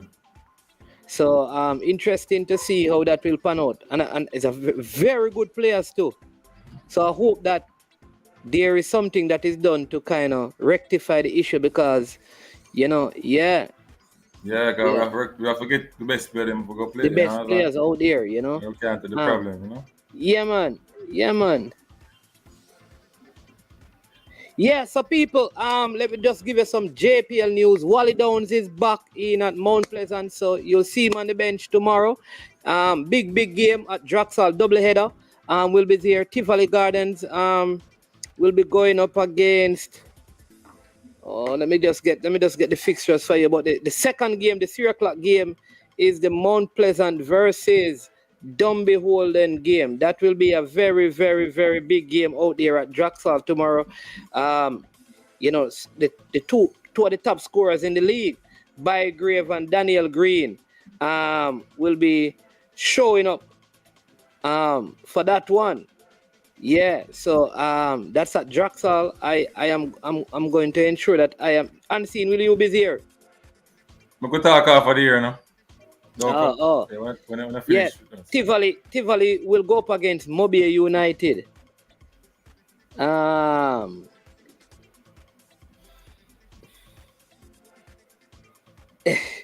Mount Pleasant, don't be holding. Then there's also going to be Veer versus Arnett Gardens. That game is played down by Wembley. Yeah. Yeah. And Portmore and Humble Lion playing at Captain Horace Burrell. And then the Monday night game will be Waterhouse versus Mullines and Harborview versus Cavaliers. Good match, Harborview versus Cavaliers? Yeah. But the fixture, remember, Mullines beat Waterhouse, Already? Yeah, in the Derby game, because remember those teams are close, in the first round, Right? Derby game, Yeah. I hear that Evan Taylor could be running out for Tivoli Gardens as well. I don't know. We shall see. Yeah. So yeah, big games coming up. So man, you watch the under 16 final? No, I didn't get that's the Stats versus KC. I would say the two of them, the rural and the urban. Garvey Massey versus Clarendon College at 3-2 game. Yeah. Yeah, well, what I'll say now, Garvey Massey has won the Costa Cup, won under 16, and I hear that them going look to win under 14. So something, yeah. So that means that something good is going down at that school. Hold on, the man's man. Man's man, all right. I don't know, but this is my opinion, right? You have to credit the person for their accomplishment, winning. But I don't like the style of play that Garvey myself. I don't know why. It's giving them, championship. They got 2 championships, and you have to give them credit for that. But between me and you, if I was selecting a player, I would select a player from Clarendon College. If I am picking a team, like a national team or so, I would select a player from Clarendon College. Yeah. You would see that the players from Clarendon College trying to play good football. What is good football, though? Man. No, all right. I'm asking you what is good football. All right. So at that level, you don't want the child to express themselves in terms of, proper control. Sorry, let me answer. Rob Smith, no man, he's coming on tomorrow at around 6 o'clock. All right. So stay tuned. We'll put up the everything so you can know. Yeah, but go ahead and see. Make your point. What you call good football? All right. So you don't want your player or your midfielder to have different type of controls. After the inside cut, right and left. You understand me? Not kicking away the ball as them control it so the ball is hot patty. You understand? I believe if you continue, all right. So put it this way: the Garvey Massey players continue to play this, play like this, right up to, the cup. How much of these players can matriculate into a system that, wants you to play, control the ball, pass it around, like how Dumb Bowling would play, like how Cavaliers would play. How much of them would matriculate in that system? I think you're confusing two things. No, all right, I'm not confused. Let me tell you why. Jose Marino play part the bus and long ball to Didier Drogba. All right? And he was very successful. It wasn't attractive, but it was successful. Arsene Wenger was doing all the things that you were saying and couldn't even qualify for the Champions League. When those players go into a different system, they play different. So I'm asking a they're question. in a different system. Why are you attracted to Arsenal? Why am I attracted to Arsenal? Because of the philosophy of Arsene Wenger, not just the play. All right. So what I am saying though is that if at the end of the day, and this is the argument we keep on having, the purpose of the coach at the school is not to get the players to make 10 passes and look good. That's not their job. Their job is to get the team to win. And if that means your goalkeeper can kick a back kick and kick it in the back of the net from where he's at, then that is it. If your midfielder can kick a shot, if you can make 3 passes and score, the coaches are going to do that. Because at the end of the day, if the team is playing attractive and losing, the principal and the board is not, and the past students, they're not going to come and say, hey, listen, man, we love the way the team is playing. Wow, these guys, I like the way they pass the ball. We're not winning Manning Cup or the Costa Cup. No, they are going to fire you. But Manning man, he's not going to have a job. Manning man, I can't talk every school. Not every school. Not every school. Yeah, huh? Not every school. Tell me one school that you keep the job when you keep on losing. Tell me one. No. You can't say it like that. You cannot say it like that. How I should say it? You should say, tell me one school that plays good football and loses, and the coach fire them. And the coach fire them? Not the coach. The board fire them, or the principal fire them. What you just say a while ago? I said tell me one school that plays good football but loses and the principal fire them or the management. Every one of the top schools them. Whatever play schoolboy football. They not fire who? Clarendon coach. Who? Lenny Hyde? Yeah. Then what Clarendon didn't win anything this season? Clarendon only win Champions Cup. Them win something. Yeah. But they lost the more prestige cup. They win something. The most prestige cup. That's what they wanted. Let me give you an example. The Manning's coach, not this season, season before, very good football, and got knocked out, I think in quarterfinals or something. Then they had the pandemic. Then they have a new coach. Fire. Him lose a job. Many coaches. Still can answer Rob Smith question. So how come the attractive football not beating the other football? Yeah. Man,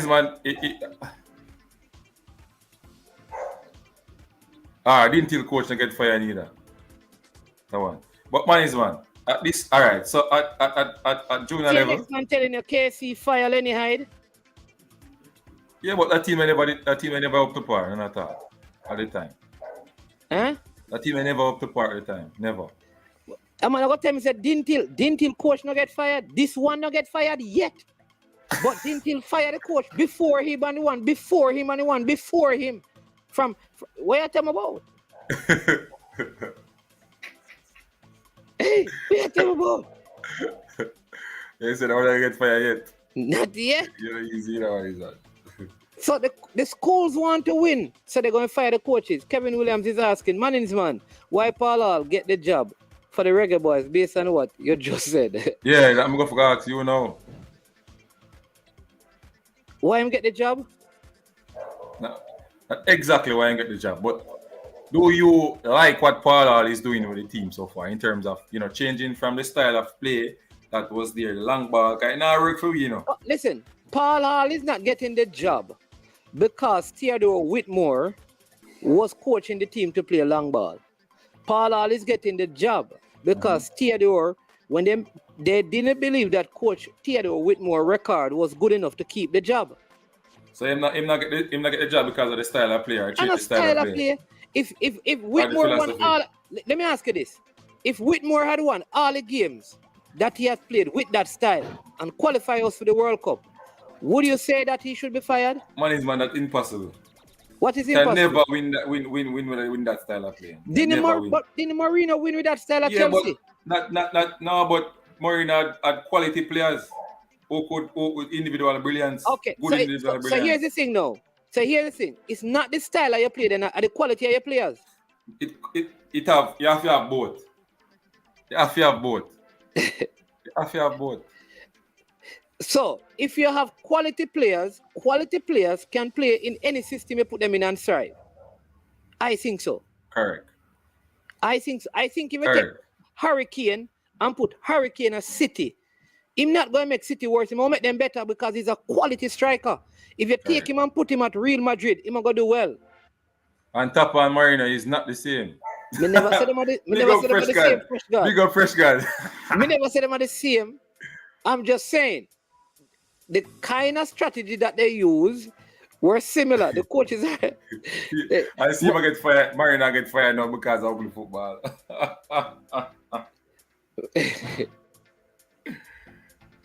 Oh God. You understand me? So at the end of the day, brethren, you know what matters most?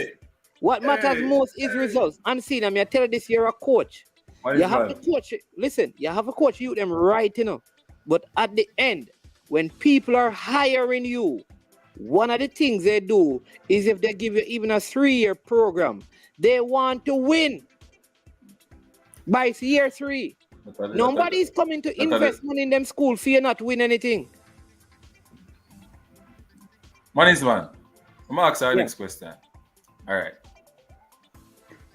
If you don't win the ultimate prize, right? But at the end of the year, you have 5 players leaving to a college overseas. Full scholarship. Yeah. Isn't that a better achievement than winning the Manning Cup? It's a better achievement for the player.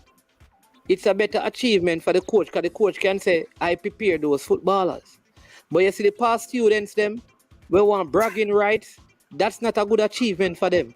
Because when them go meet up with them KC friend, and them say, hey, you see we fly past, you know, at 39 Manning Cup we have. How much Manning Cup you have?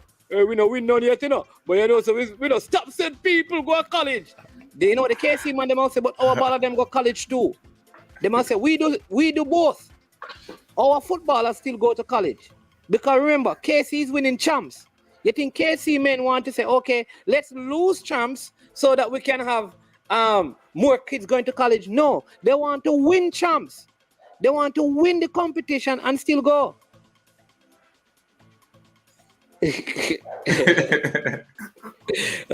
is not a good example to you. The man is that takes a fast, you know. That takes a fast, like I say, Casey. All right, didn't Calabar play a good football? When? Last season. In a Manning Cup? Yeah. Nah, sir. Of course. No. And them lose the job. He never played no good football, man. Look at Anthony Patrick at Mullines. Good football. And him lose the job because results matter. See, I'm telling you the right thing. No, but remember, something play pretty football, you know.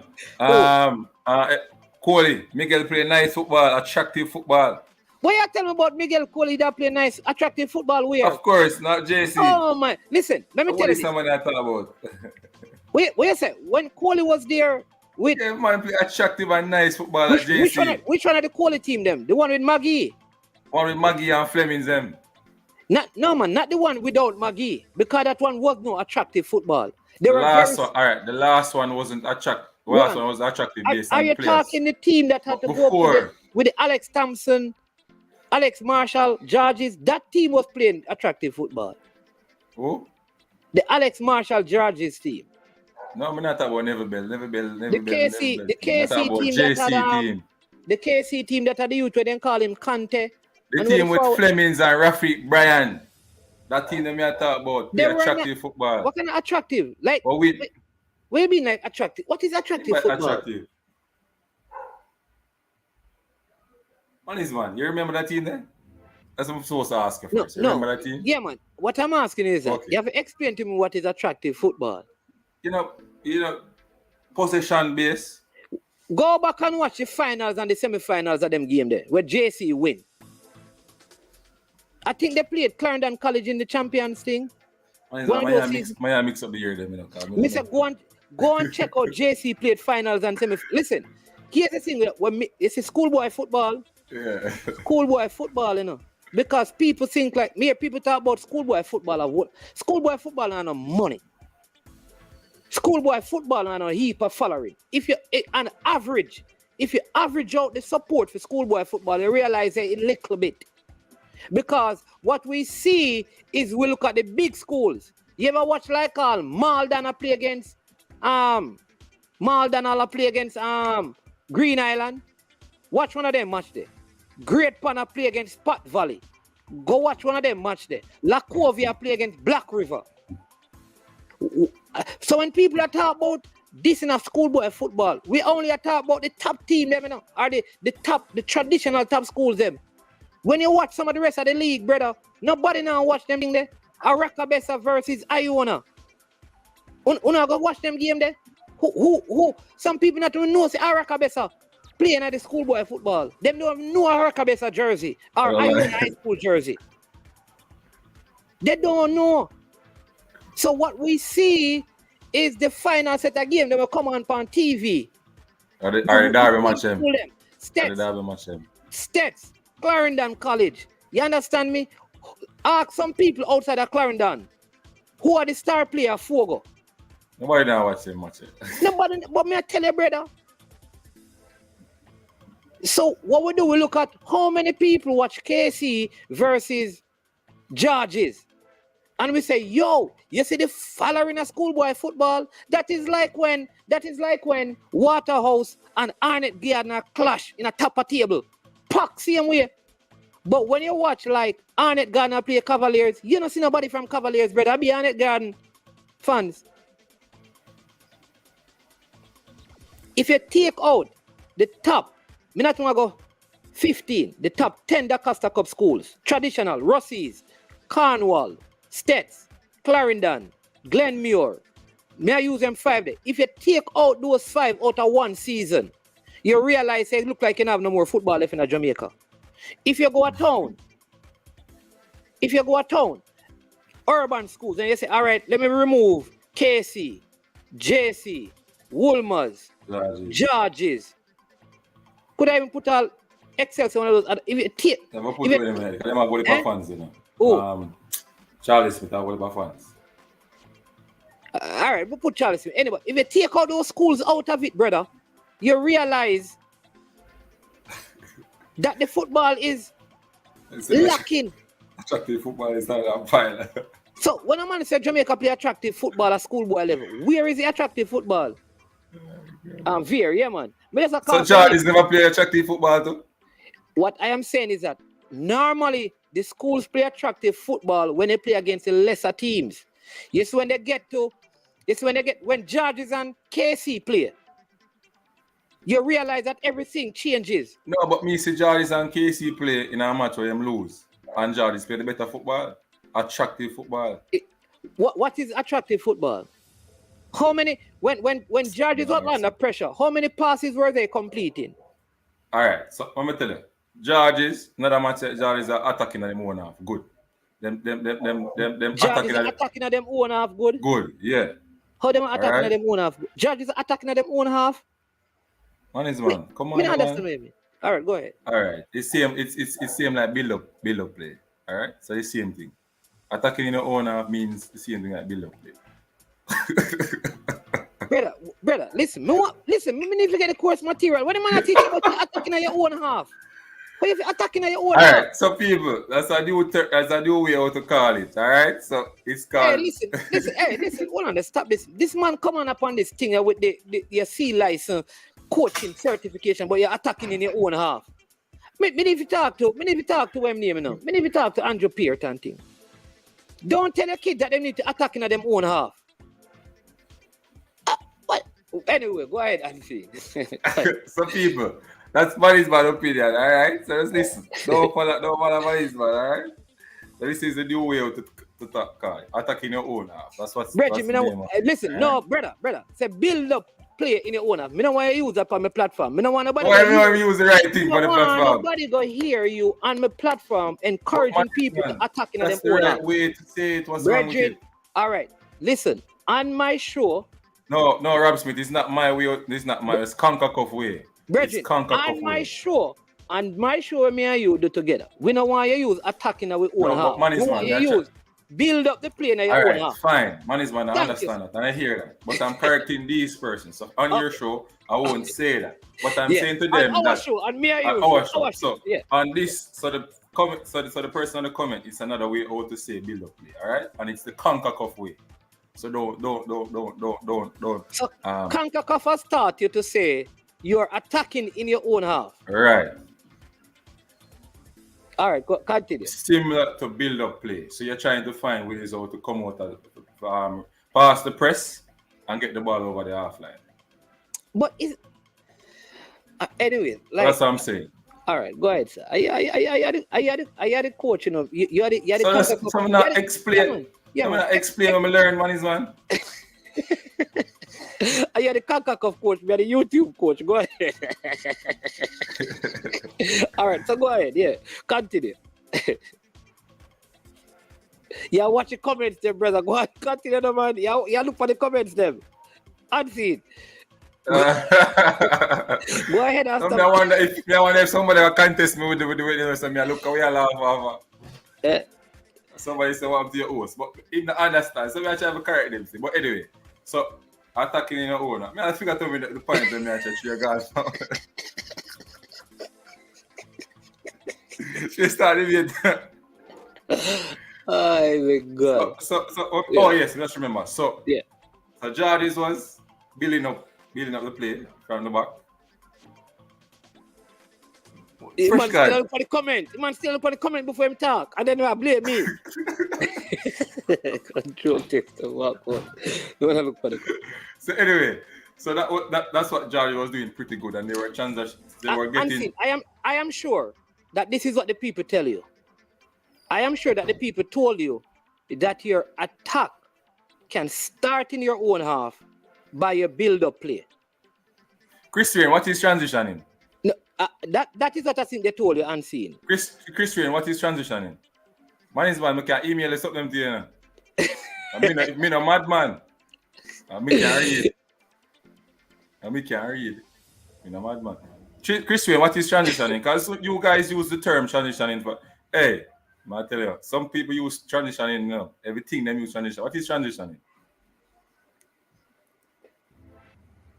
You can't type right now. But anyway, so they were attacking they were building up the play properly in passing the press in that game, what I saw. Also when they're attacking in opponents' half, they were getting the balls in the wide areas and also getting the balls behind the defensive line. Unseen, me really a struggle still. Come here, say. You say when they're attacking in their opponent's half. Like, right. To me, that is like somebody said, I'm reversing back. To me. To you. Because if you reverse, you don't have to use back. When you say attacking in your opponent's half, to me, the man them not to tell you that, because if you're attacking, brother, and you're playing football, you have to attack in your opponent, and that's where the goal is. Because you can't score in your own goal. You can't attack in your own half. Your objective. Football have two objectives. Yes, somewhere lines. Teach it. There's one objective when you get the ball. Your first objective when you get the ball in football is to do what? Me tell you that the other day. To score. Yeah, to score. To score. So therefore, when a team, the first thing, before you even teach people how to attack, the first thing you teach them is this. When your team get the ball, the first thing you do is to score. Therefore, if your goalkeeper have the ability when he gets the ball to score from where he's at, you don't need to tell your goalkeeper to pass the ball to the wing back or right back, You tell the goalkeeper to kick the ball right in the goal. That is why when you win the ball in the 6-yard box, unseen, listen to me. So you are defending and I'm attacking. I win the ball from your team in your 18. You know what my player need to do? The player who wins the ball, the first thing he needs to do is see if there's an opportunity for him to score. First objective. If he can't score, then you get into penetration and support, and you understand me? Penetration, support with depth, all of these things. Right. The first objective. Those are principles of what? No, attack man, come on, man. I want to hear man. You can tell me that I don't know football, man. Easy, no, man. And about it, because you make the man tell you things when you gossip, brother. You might not tell me things when you gossip. Man, them brainwashing. Man is man. They're not brainwash. It's common sense. And seeing, why are they telling you that when you're attacking in your own half and when you're attacking in your opponent half, you can only attack in your opponent half. You can't attack in your own half. Man is man. So if you get the ball, right? And you have the ball, so the team becomes the defensive team, right? They're trying to beat the press. To going forward. So I still attack your attack, but then your own half, then your half. So I am not attacking. Watch it. Here, the phrase is. You're still attacking. Watch this now.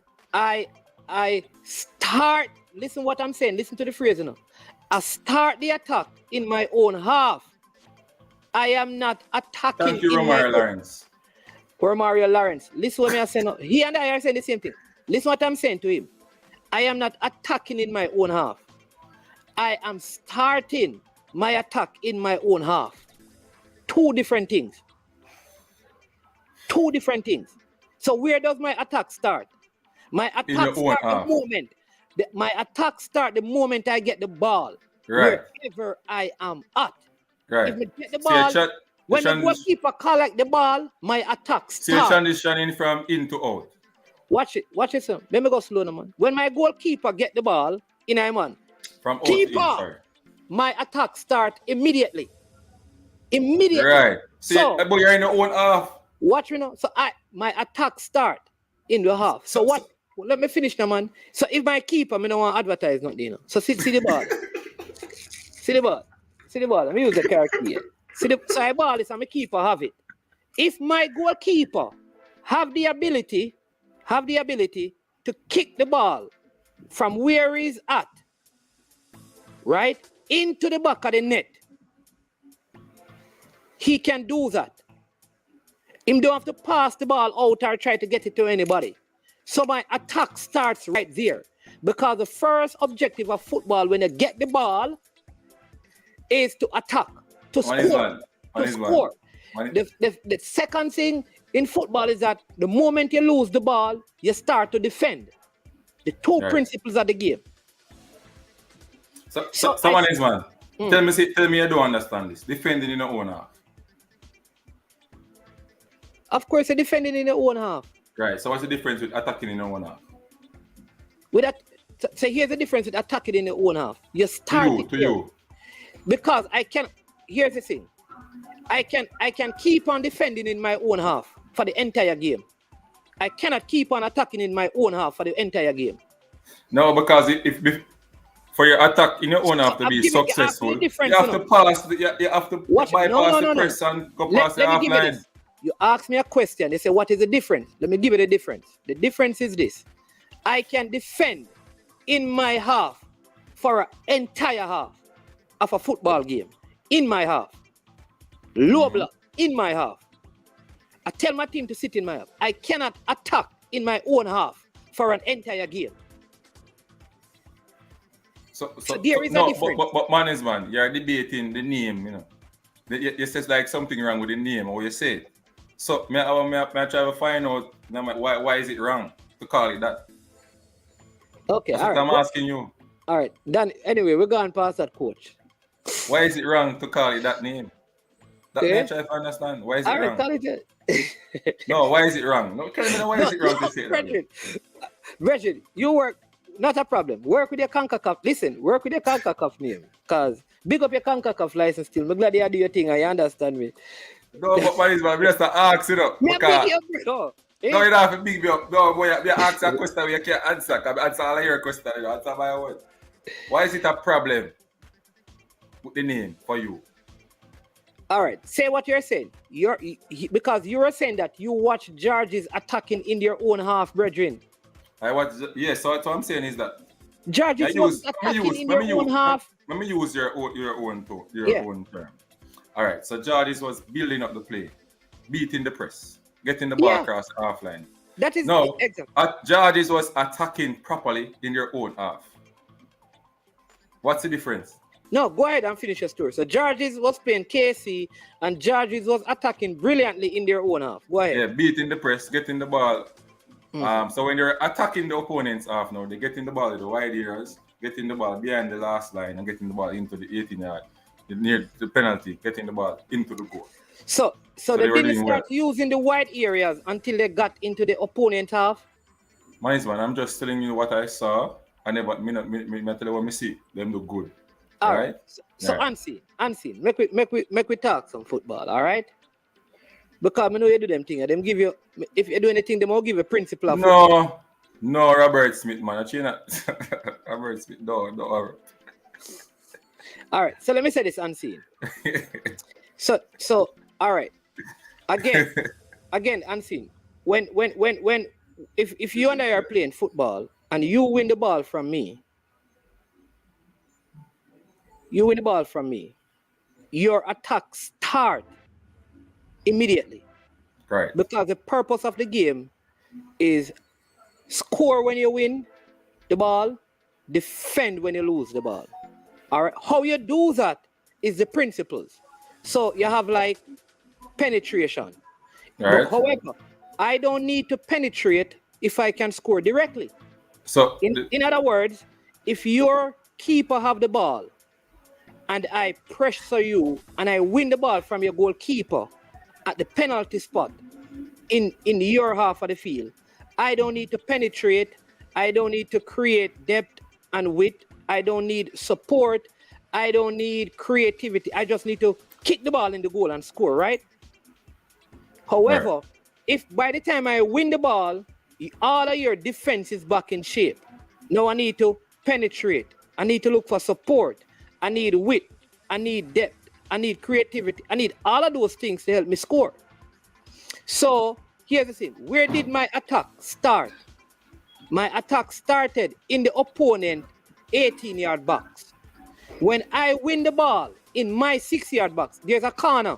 My center back win the corner on him chest. Right. My wing back. That is where my attack has started. Yes, and where? What's it in which half? Which half of the field? It has started. I am not, because there's nothing to attack in my half. When So, you say what? All right. What do people attack in football? What man is man? You just said it a while ago, you know. You just said it a while ago. You change it. No, I'm not change it. Listen. Understand? You said attack. My attack and then start. I ask you, your attack start and where it start? My attack start in my own half. So now that I say attacking in your own half, so what's the difference? You have to say attack start. Yes, so let me finish now, man, because remember, you have to say start, because there's nothing, watch this, there's nothing to attack in my half in football. Man, you don't have to say start. Listen this point. There's nothing in the game of football that is in my half that if I hit it, I score a point in football. So therefore, I am not attacking anything in my half. I start attacking from in my half. And the objective is to get to the target, which is the goal, in my opponent half. Because that's what I'm attacking. What I am attacking is in the next half of the field. In your own half. All right, are the same thing as start attacking your own half, are the same thing. Hey, we now get nowhere with this here, man. Anyway, so we're gonna have a show upon it, you know. So what you need to do? Call Mr. Speed on the show and we talk about it. Mr. Speed, Mr.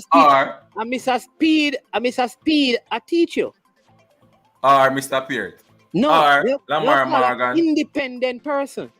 No man, call Mr. Speed to you. No. Then if Mr. Speed a teacher, brother, if Mr. Speed a teacher, no Mr. Speed a teacher that. Tell him to call him, then I teach you. No, me are gonna bring an independent person. Me not gonna bring the people that who instruct me. Me are gonna bring somebody completely outside of that. You need to carry somebody so them can contest each other. No, what? Them can debate and make sure say it right. No, that is what I'm saying to you now. You have a CONCACAF license. The rest of we have a YouTube license. So we are bring. We are gonna bring the YouTube instructor. The man catch a red-handed man is one. Oh, man, say the man catch me red-handed. Yeah, man, catch a red-handed. Yeah, listen, people, you cannot attack in your own half. Why you can't attack? You just explained it a while ago. Because you're not listening now. All right, listen. If all right, let's use the conflict in Europe. The Russians are on the attack.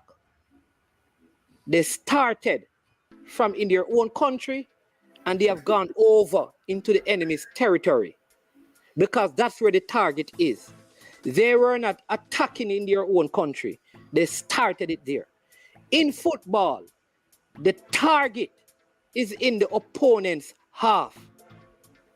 You can't be attacking in your half because you don't have a target in your half. What you have done is that you have started your attack to get to the target, which is in your opponent half. Brother, how that's how you understand? Simon say we argue about semantics, brother. Let's move on, brother. Anyway, you make speed them all off, no, man, listen, let me tell you this. You see the problem? Let me tell you. People, man, we're telling you this. Man is man, telling you this. It's one of the problems with a lot of Jamaican coaches. I'm realize this. Especially the ones that are getting certified. As soon as the man them get a certificate, they believe that they know everything. Don't say that. That's wrong. Don't say that. Because me I know everything. Brethren, no, me not talk. I didn't say you know. But that's why you make it so general. Let me see, people. My experience is this. Brethren is here, people. Let me give you my experience, people.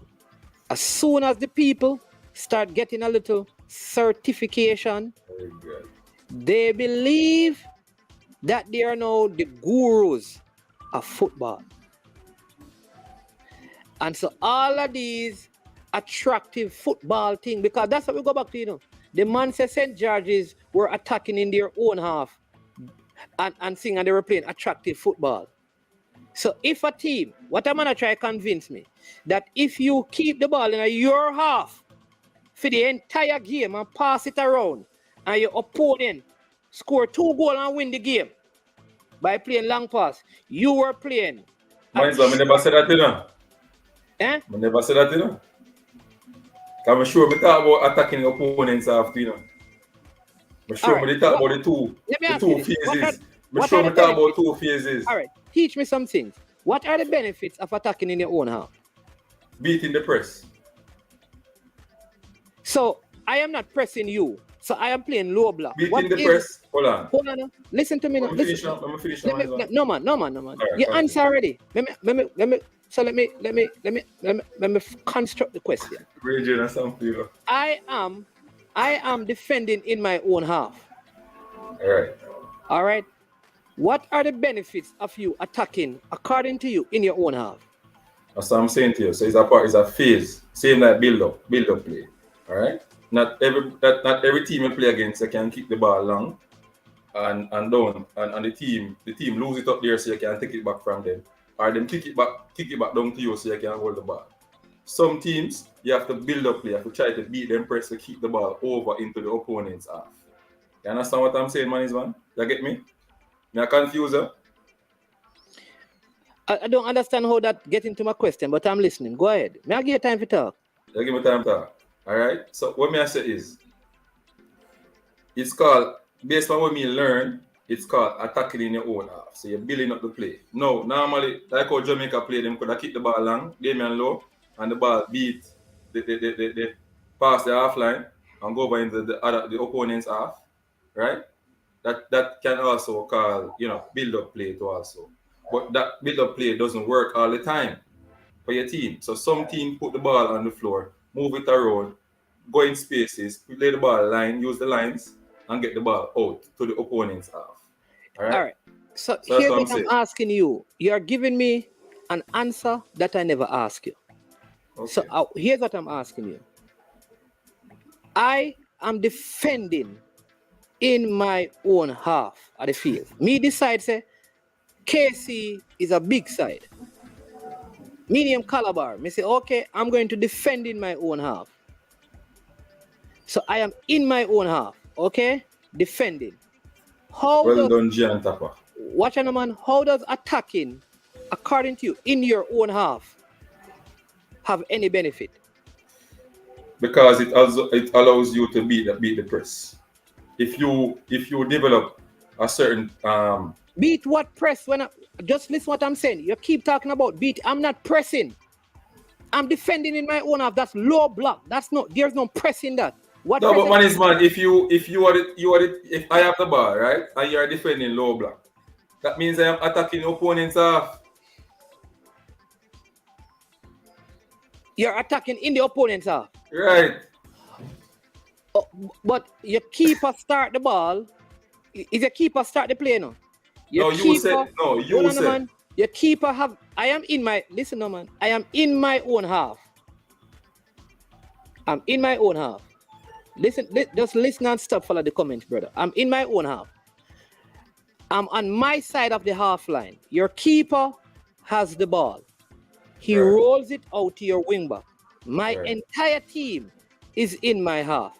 Where have you started your attack? So you're in your own half. Where are you attacking now? In your own half as well? Yeah, no, you're attacking your own half, I said. So you're trying to get the ball into the opponent's half. Me just want to make sure. All right. Come me, I say me no coach, So you're saying that? Oh, yeah, me a coach, man. You thought we licensed earlier. No, man. So you're saying to me that when the goalkeeper, though my 11 players are in my half, when your goalkeeper rolls the ball to your center back, you are still attacking in your own half. Right. I rest my case. Because the ball not go by the opponent's half yet. You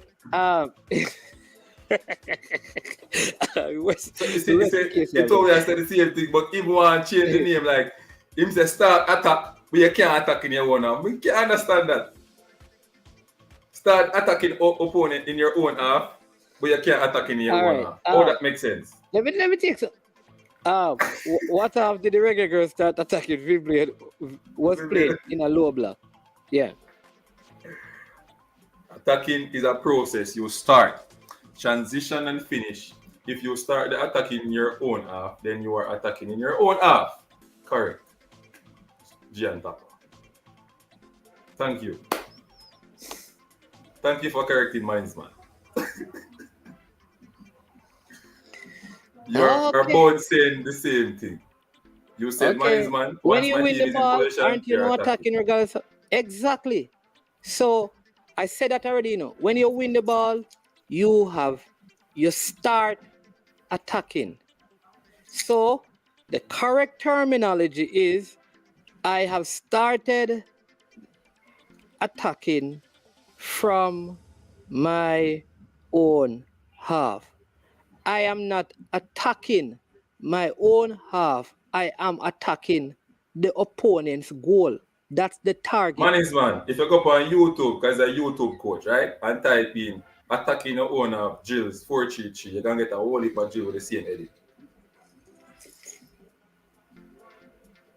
Try it. Hey, listen. So somebody asking about, we talked about the... So what is wrong with what is? Hey. Hey, listen. Hey, I'll tell you, you know. See this coaching course. I respect it still, you know. I like and I try to educate the coach them, you know. I think it's a very good thing. I think the coaches need to get certified, you know. The coaches need to get certified. I agree with it, you know. I don't beat the coaching because the coach is supposed to get certified. I just want people to know that. I believe in the certification of the courses. Go ahead. So I am going to say something. Go ahead. I am one of those coaches that did their D license. You understand me? I am not no gaffer. I don't believe that I know everything. So I'm gonna make that clear now. I am still learning, even from Manning's man. He said that he's the YouTube coach. Alright, but him having big license and everything. So I'm even learning from Manning's man. But I am telling Manning's man what I have learned, right? And it makes sense to me based on how me learning. Understand me? So I have my backative now, who I can send him to question them. He doesn't have anybody for me to question them. Oh, you mean? No worries. Brother, we're gonna bring. All right, you see next week for you people, we're gonna bring on some people who have participated in. They have UEFA, B, A, and Pro license.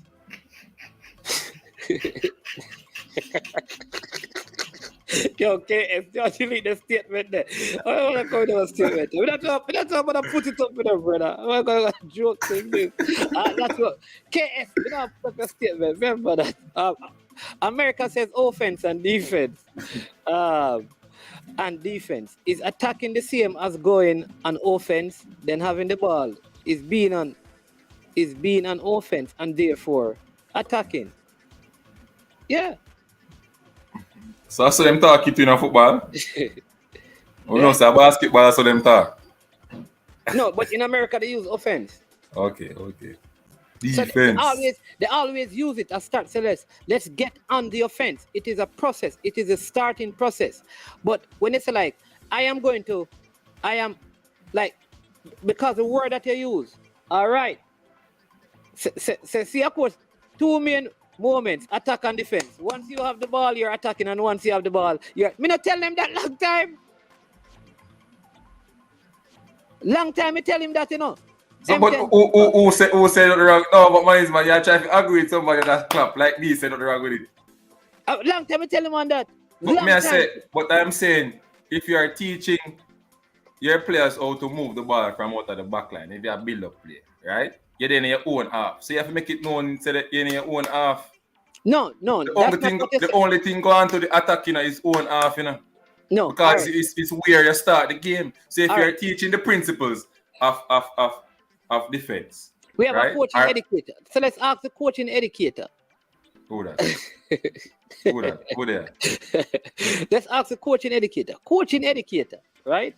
So here is my thing. right? Are you attacking in your own half, or have you started the attack? Who is the coaching educator? Anybody who answer right, man. Okay. No. Let's say go. If ask for the JFF Are you man, attacking in your own half? M10 football a big coaching educator, man. The man know the football, man. That's he what know I the mean. football, but he's not a coaching educator. Oh, you mean say the man is not a coaching educator? If you coach other coaches, you're not coaching educator, man. He's coaching educator. Who him coach? Who him coach to be a coach. Many people. Like, what you think? You think everything revolve around the JFF coaching school, man? No, but no, I'm just asking. So if somebody then at the JFF I know, man, coaching man. school, I'm asking. What is wrong with asking you? It's like it's a crime. No, man. I'm Christine the credit. I'm Christine the. What you want me to do? You want me to get the man? You want me to get certificates and show you? Man, I'm Christine. I am Christine the credibility of what you're saying. We cannot stick where you're saying and ask you who him coach, who this and who that. What is wrong with that? That's not disrespect. That's asking what him have. Terms matter not. Really, what the man is saying is that you and I just wasted 20 minutes because the terms don't matter. The understanding of the concept is most important. That's his opinion, man. Yeah. What? All right. Yes. Good question, Kingja. What style of football does Unseen use? Watch El Futuro when they play a match. No, man. Explain to us. What is your philosophy? I said watch El Futuro when they play matches. No. So watch El Futuro. Brother, we don't have time to do that. Explain football and philosophy. And come watch Oberlin when they start play, man. Explain to us your football and philosophy.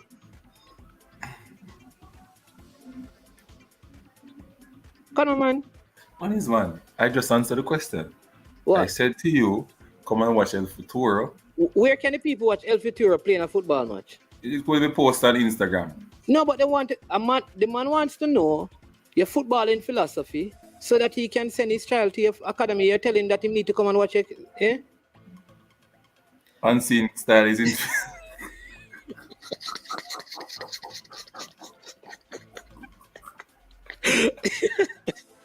Okay, you're still the show today, man.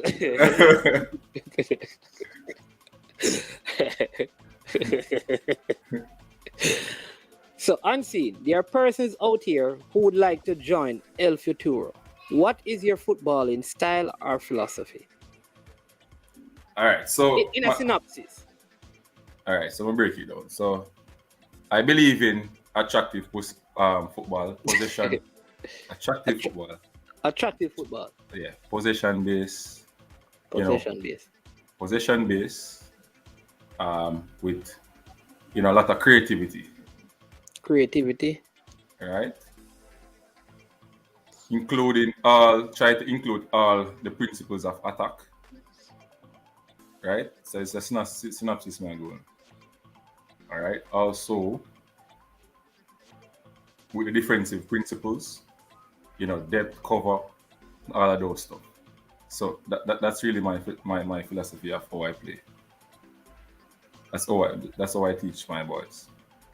So you teach them to be creative, right? Possess the ball, right? Attractive football, right? What is attractive football? About 10 times I ask that question in my mind, I'm answering. Please, I'm slow of thinking. No, man, I say about 10 times. I can't say no more about the same thing again.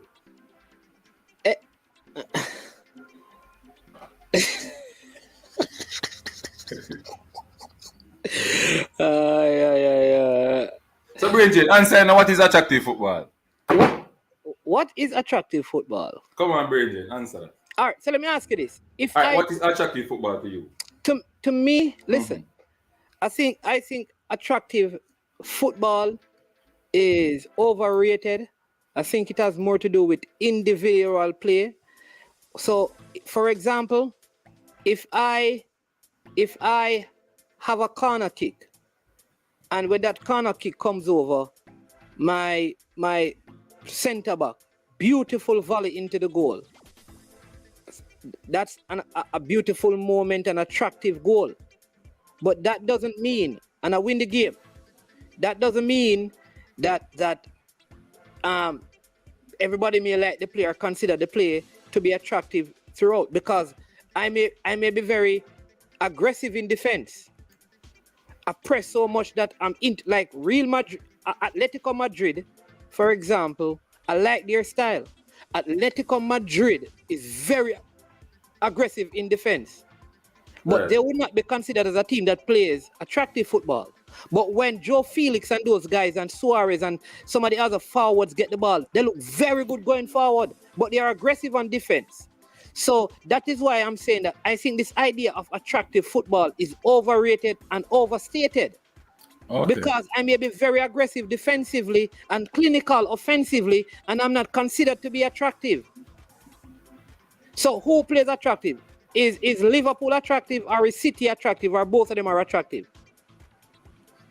Repeat that question, eh? Is Liverpool attractive, or City attractive, or they are both attractive? They're both attractive. Okay, is Manchester United attractive?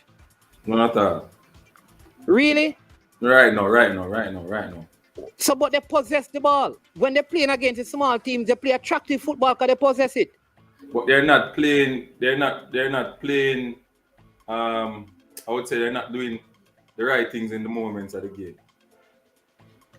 Oh, so attractive football has to do with doing the right things in the moments of the game. Right. All right, let me get some more comments. And seeing, you're educating me, you know, because like me say, I learned some things about. Well, you learn about the coaching course, you know, basically. Say attractive is entertaining. Okay. Entertaining football you want. Does Unseen believe in a system, or is he more pragmatic? You believe in a system, Unseen, or you just, you know, pragmatic in a way? You have to have a system of play, you know, like. Okay. You love attacking. You love you love counter attack. You like slow down the game and pass the ball, or you like play a long ball. So can playing long ball be attractive football? Is long ball considered attractive football? If you get the ball in the right area. So if my keeper passes the ball to the centre back and my centre back kicks it to my forward and he collects it every time, is that attractive football? If him score. So so if you don't score, it's not attractive? If you don't score. But man, you can play pretty football, you know. You don't score, you lose. You lose the game. All right, but hold on. All right. So if my keeper passes the ball to the centre back, he makes a pass to my centre forward. Is that attractive football? 3 passes from the keeper, good control, good pass. 1 clinical pass to my centre forward, he takes it on his chest. Is that attractive football? Yeah, read comments, man. First thing you explain what it mean, Robert Smith. You explain to him what it mean. Because he can't just go up on the field and play good. He have to learn the game. Answer that question there. I'm going to need a coach.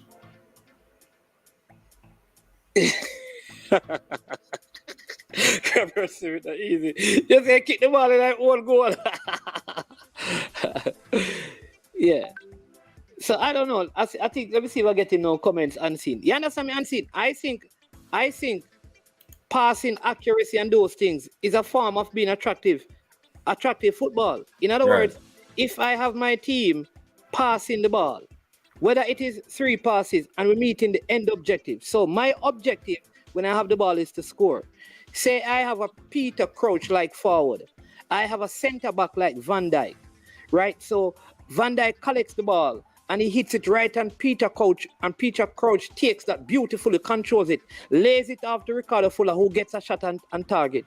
If I'm able to do that with high level of accuracy in terms of passing and controlling and clinical to score goals, I think that is very effective and also very attractive. Because here's what, the fact that I have a centre back that can hit a 30, 40-yard pass that is collected my centre forward is very attractive. You see, yes, that's what I'm saying. Long ball can be attractive. That's what I sometimes said. when we talk about attractive football, we're thinking about, you know, the tiki-taki heap of passing and all of those things. No. Because because I believe that when the Mourinho team that had Didier Drogba was playing good football. Right. But it wasn't a lot of passes like Arsene Wenger with Jack Wilshere and all of these guys and Ozil. Man. Some coaches teach different way of attractive football. Because dumb bowling play attractive football, and most of dumb bowling passes are long ball from Christian over into an era where the winger is free and it looks good. You watch dumb bowling game, right? Yeah, man. You see the passes that Christian made, right? Don't it's beautiful? Yeah. Right, and that's long ball.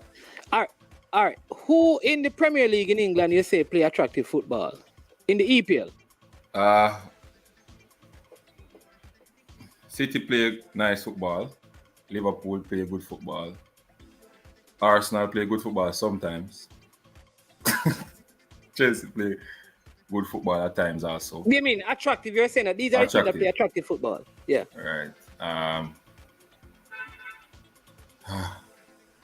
Leeds play attractive football most times. Leeds play good football too sometimes. Who else play good football? Aston Villa play good football sometimes. You know, attractive football. I just like those teams because you don't even call No, I'm not lying. Tottenham don't play attractive football. Yeah, man, Tottenham play good, but they're not consistent. Really? Some of them are consistent. Okay.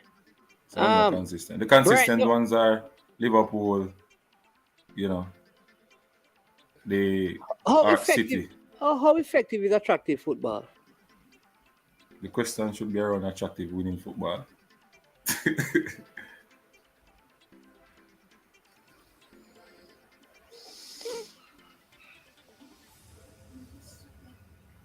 See, somebody giving some names. Say City, Liverpool, Chelsea. Right. Brighton. Yeah, how effective is playing attractive? Like, what is the objective of professional football? Is it to win or to be attractive?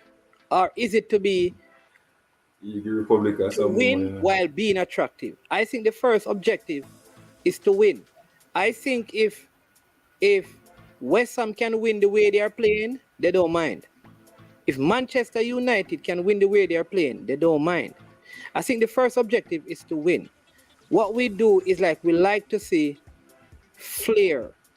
And because listen, this whole idea of attractive football is a recent thing, you know. People forget that back in the days, they used to just get the ball up to like the skill forwards like Pele. Or they get the ball to Diego Maradona who dribbles. So now that we have seen more passing, we are saying that is attractive. But those were attractive because part of the attractiveness of the football is being effective. We wake up Stan cranky again, you know. Mannings, man. We wake up cranky again, you know.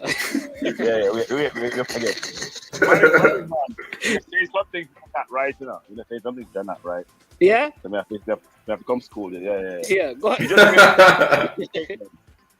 You just made a heresy statement. You said if Man U is playing winning football and not attractive, that's enough. Are you out of your mind?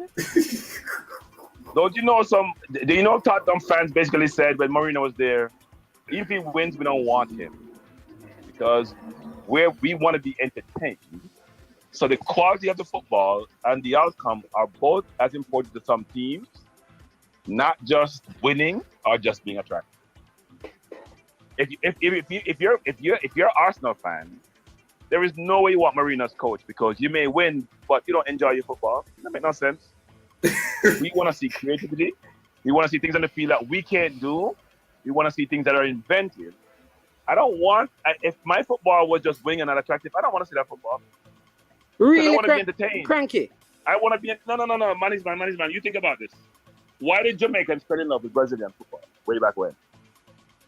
Because of Pele, not because Brazil was attractive. No. Because of how Brazil played, it wasn't just about Pele. And Pele played with flair, by the way, Mannix, man. Pele played with flair. But was the team full of flair? It was one centered around Pele. It was a winning team that was attractive. Okay. It was a winning attractive team. That's why we fell in love with the 70s Dutch team. That played total football. All right. That's why people didn't fall in love with England team, because England played just long ball football. They could pick a pass for 70 yards, but it wasn't a football that you gravitated towards. Why do we like Ronaldinho and Romario and Rivaldo and Kaká? Right. Ronaldo. Yeah, but it was creative. Creative individual. No, but man, they're not mutually exclusive. All right. So let me ask you this, Cranky. All right, I'm going for Brain Drain is asking if you went to the pen relay, but no Brain Drain. I have COVID, Ben. I bought 5 tickets. In fact, I got them sold on StubHub. I bought 5 tickets, man. I was all excited to go, and I tested myself middle of this week, and I had COVID. Okay. Yeah, so I'm still home. I tested myself again this morning. I still have COVID, so trying to get over it. All right. But no, I plan to go because my friends keep texting me about the results, and we win the 4x4. Yeah. But let me get back to this now, Crank. Brain Drain, just let me ask you a question and I forget what we're even talking about. What's wrong with Brain Drain, man? I was coming up with them thing off. You were talking about attractive ball. Yeah. So we're talking about attacking Walter Boyd, one of the skiller players, all right? He was in the Jamaica team, right? Right. The team that qualified for the World Cup, were we playing attractive football with the likes of Walter Boyd and Andy Williams and stuff? Part of it was attractive. I think we were playing good football. We weren't playing English football. We weren't playing about 40 yards, right? We're playing what I call normal, traditional football. It wasn't playing it from the back, but it was also wasn't taking 40 yards. Mannix, man, why do people complain about low? Why do people complain about Papa? Why do we complain about not having a midfield? You know why? Because that midfield. Because he cannot pass the ball. What I'm saying that if the passes were accurate to Mikel Antonio and it was creating chances, we would not have a problem. No. Man, look. There is the whole thing about outcome, right? And we want positive outcome. Exactly. So sometimes if you don't win for a while, you will take anything that's good. But over a while, when you have sustained success, you will start challenging how you achieve that success. Some people just don't want to win for win's sake in the management. You go to the game and you're bored to death, but you win. That's the old Chelsea team. Even then, people complain about Mourinho. But sometimes when you win management, you will accept those things. After a while, for some teams, that's not enough. I'm telling you, Arsenal fans would not be satisfied with playing 40-yard passes and scoring goals and winning, and they're not enjoying their football. You gotta enjoy your football. The reason why Pep get all these accolades, not only about him winning, is the style of football. It's people believing, I have the ball and you can't take it from me. That's unbelievable that we have 11 against 11, and it looks like it's about 22 against 11. Look at Liverpool today playing when they won 1-0 against Newcastle. It's 11 against 11, and Liverpool looked like they had 20 men on the field. It's that ability to prevent your opponent, to really overwhelm your opponent, to make it seem as if, you know what? There is a big disparity between the two teams. I am totally dominant. I can play the ball in tight spaces and you can't touch it. I can be creative. That's what we enjoy about the football. Man, if I'm playing the ball to you 20 yards down the field, you and I can do that, man. What are we learning? What are we enjoying? What are we seeing that's different? There's no fun in that. But again, Cranky, like here's where I'm challenged though. I understand what you're saying, because this idea though, however, that the passes must be short and a lot of possession, I am saying, why is it that if I have players that can pass the ball over long distance accurately and get the result, it is not considered attract, because which pass is harder to make? It's harder to make. But no one is saying that. No one is saying you can't pass the ball long enough. Think about Liverpool, for example. Van Dijk picked 20 and 30-yard passes 24/7. Every game he probably makes 5 or 10 of them. I have a good example. They're beautiful passes. What you do is, go ahead. I have a good example. Yeah. The Manchester United team that had Scholes and Beckham and Rooney, they were not as attractive as the Arsenal team. Beckham, it was back to Beckham and he made these long diagonal passes. And people thought they were playing good football. You know why? Because they were winning the league. Man. That team was attractive, man. So that team had Keane and Scholes and Beckham and Phil Cole, and the Neville and the Neville brothers and Ferdinand. That team played attractive football. Ferdinand would bring the ball out, give it to Keane, who give him the Scholes, who pick a 40-yard pass wide to Giggs. I'm telling you, no, they were making like 4 or 5 passes and in and goal. But management. That's the point I'm making. City is making like 40 passes before they even. Management. No one say you have to make 40 passes, management. We're not talking about that. We're saying the football has to be attractive. Doesn't mean it has to be 40 or 20 or 5. But 5, 24/7 in the game is not the optimum approach. Some people mix it up. Some people will play, for one sequence of plays, 10 passes. For one sequence, it's 25 passes. But what you want to see is the ball moving quickly, moving between players, creativity being reflected in the game, not just kick the ball like a Jamaican used to do 40 yards and it go to anybody. That's not. But unseen, I still don't know what unseen strategy is and style of plays. I must admit, unseen, I still haven't heard your style of play. He says attractive football, creativity, possession. What does that mean? But that's what I'm asking. He said he has answered it several times. Yeah, but Cranky. Yeah. More answer, more tell the management. The first question we already debate about. What are your opinion on it? He's talking about attacking in your. No, So management, you have to be careful with that word, semantics. So here's the thing, management. Yes. When I win the ball, I am now on the offense. Yes. If I'm on the offense, that means I'm attacking, regardless of where I win the ball. In fact, when my goalkeeper get the ball and he makes the first pass, I am the one on the offense. Yes. So he gets the ball in his own half, so he's going to be attacking. Now, the question is, where am I on the field? It's a different question from, am I attacking with the ball?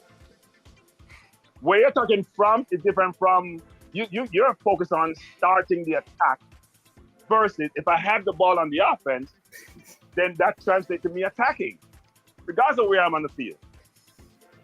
You can't only say I'm attacking from my opponent's half, because think about it, management. So I get the ball on the 18-yard line, right? I have the ball. I bring a 40-yard pass or 50-yard pass to my forward going behind the defense. Didn't I just attack the opponent from my half and got into their half and scored? Or if my goalkeeper scored, which happened before, goalkeeper kicked the ball out. Didn't I kick the ball and score? Isn't that attacking? It's not defending. Yes. So it's a play on words, isn't it? Maybe semantics. Maybe exactly. It is semantics. All right. So now that Cranky has given his thoughts unseen, what is he's still unclear about here? He wants to send some kids up to the academy, but he needs to know your philosophy. So when I want to say it over again, say it already. You said it already? Let's say it already. Obviously, I'm like Vin Blain. Obviously, it's not clear enough because the man don't understand. Fire me then, man. Fire me then like Vin Blain. The man afraid for sharing philosophy. I don't understand you. Come on. No, is this philosophy? Okay, here's the thing. Is this philosophy like Marino? Is it like Pep? Is it like Klopp? A mixture of both. Marino and Pep. Is it like speed? A mixture of both. Marino and Pep. What about speed? Speed of philosophy. Of course, speed of philosophy. Yeah. I got the body now, Cranky. I got the body. Speed of philosophy, of course.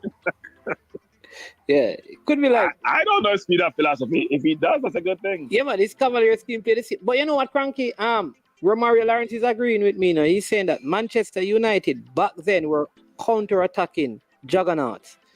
We were attacking viciously. Arsenal were played a beautiful game. Management, their philosophy was the counter-attacking. Some confusing management. You counter-attack a lot of times when you are playing either against a team that's possession-based a lot of times, and either they play high or they lose the ball and they can't recover. When Man used to dominate teams, they didn't have to counter-attack management. when you're dominating the ball, you're not in a position where you have to kind of take a Latino because you always have the ball most of the time. I don't disagree that when they win the ball, they move the ball quickly. You want to call it counter. But no, they play different ways depending upon who they're playing against. When they play against Bayern, for example, which is a better team than they were, they did counter-attack because a lot of times they were defending. It all depends. Yeah. Yeah, Chris. It all depends. Brain Drain says, don't worry, unseen. With time, you will conquer these questions. Chris Robert says, like his name, his philosophy is unseen. Right. Right. They must say it better than that, yes. That bad. No, but Unseen, I would love to. By the way, Unseen, why would you call yourself Unseen Sport? I'm kidding. Just like, by the way, you understand, I am Sure Sport. You guys need to explain that to the audience that management are Unseen. Management is I am Sure Sports and Unseen is Unseen Sports. What's the basis and background for those names? All right, go ahead and see that. Tell him where that comes from. Mine is very easy. Oh God! All right, so mine is basically I was thinking on, carrying stuff that a lot of person wouldn't carry on YouTube or most of the media platforms. So it's basically some things that. Okay. Mm-hmm. So you mean like some Caucasian sports which we don't see in the pop? No. So he would go like under football. 14, under 12 competitions that are not broad really mainstream. Not really seen. Corner leagues, community leagues. Yeah. Oh, so non-mainstream. Well, it's still mainstream. It's just not. Okay. Yeah. I understand. Yeah. So the I am sure idea is listen that. And if you realize that when we started, when we used to do like just like the videos for our TV the TV channel, Ari Times TV, it always had I am sure, meaning so we would get information, and then instead of saying this is what was said, we would say, for example, I am sure that Usain Bolt will be running at the Olympics. Like I am sure that Vin Blain will not be the coach of the Reggae Girls for the next round. Oh, okay. So it is instead of quoting people, it's stating the facts before they are revealed and saying we are sure about it. So you're saying you make sure you authenticate your information before you disseminate it to the general public. Right. But I have learned over time that you have to present the information in a way that you protect your sources. So if I come out, for example, and say, I am sure that Lorne Donaldson is going to be the next head coach, then if it happens to be so, people are going to start saying, okay, so he was in on it. So you have to have a discussion, for example, about what do you think about Lorne Donaldson, as an example, being the head coach, hypothetically speaking, kind of a thing. So you're really telling the same story, but like Jason is saying that people will now ask, are you sure? Yeah, well, that's the first that comes to mind, isn't it? No, but that's the first thing they went. Are you really sure? You're really sure? Is that what comes to mind? But I understand the concept. Yeah. It's an interesting concept. Yeah.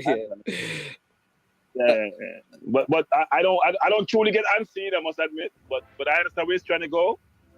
But unseen never step to make it be made fun of a lot of times. That's one of the things, I always want my thing to be fun.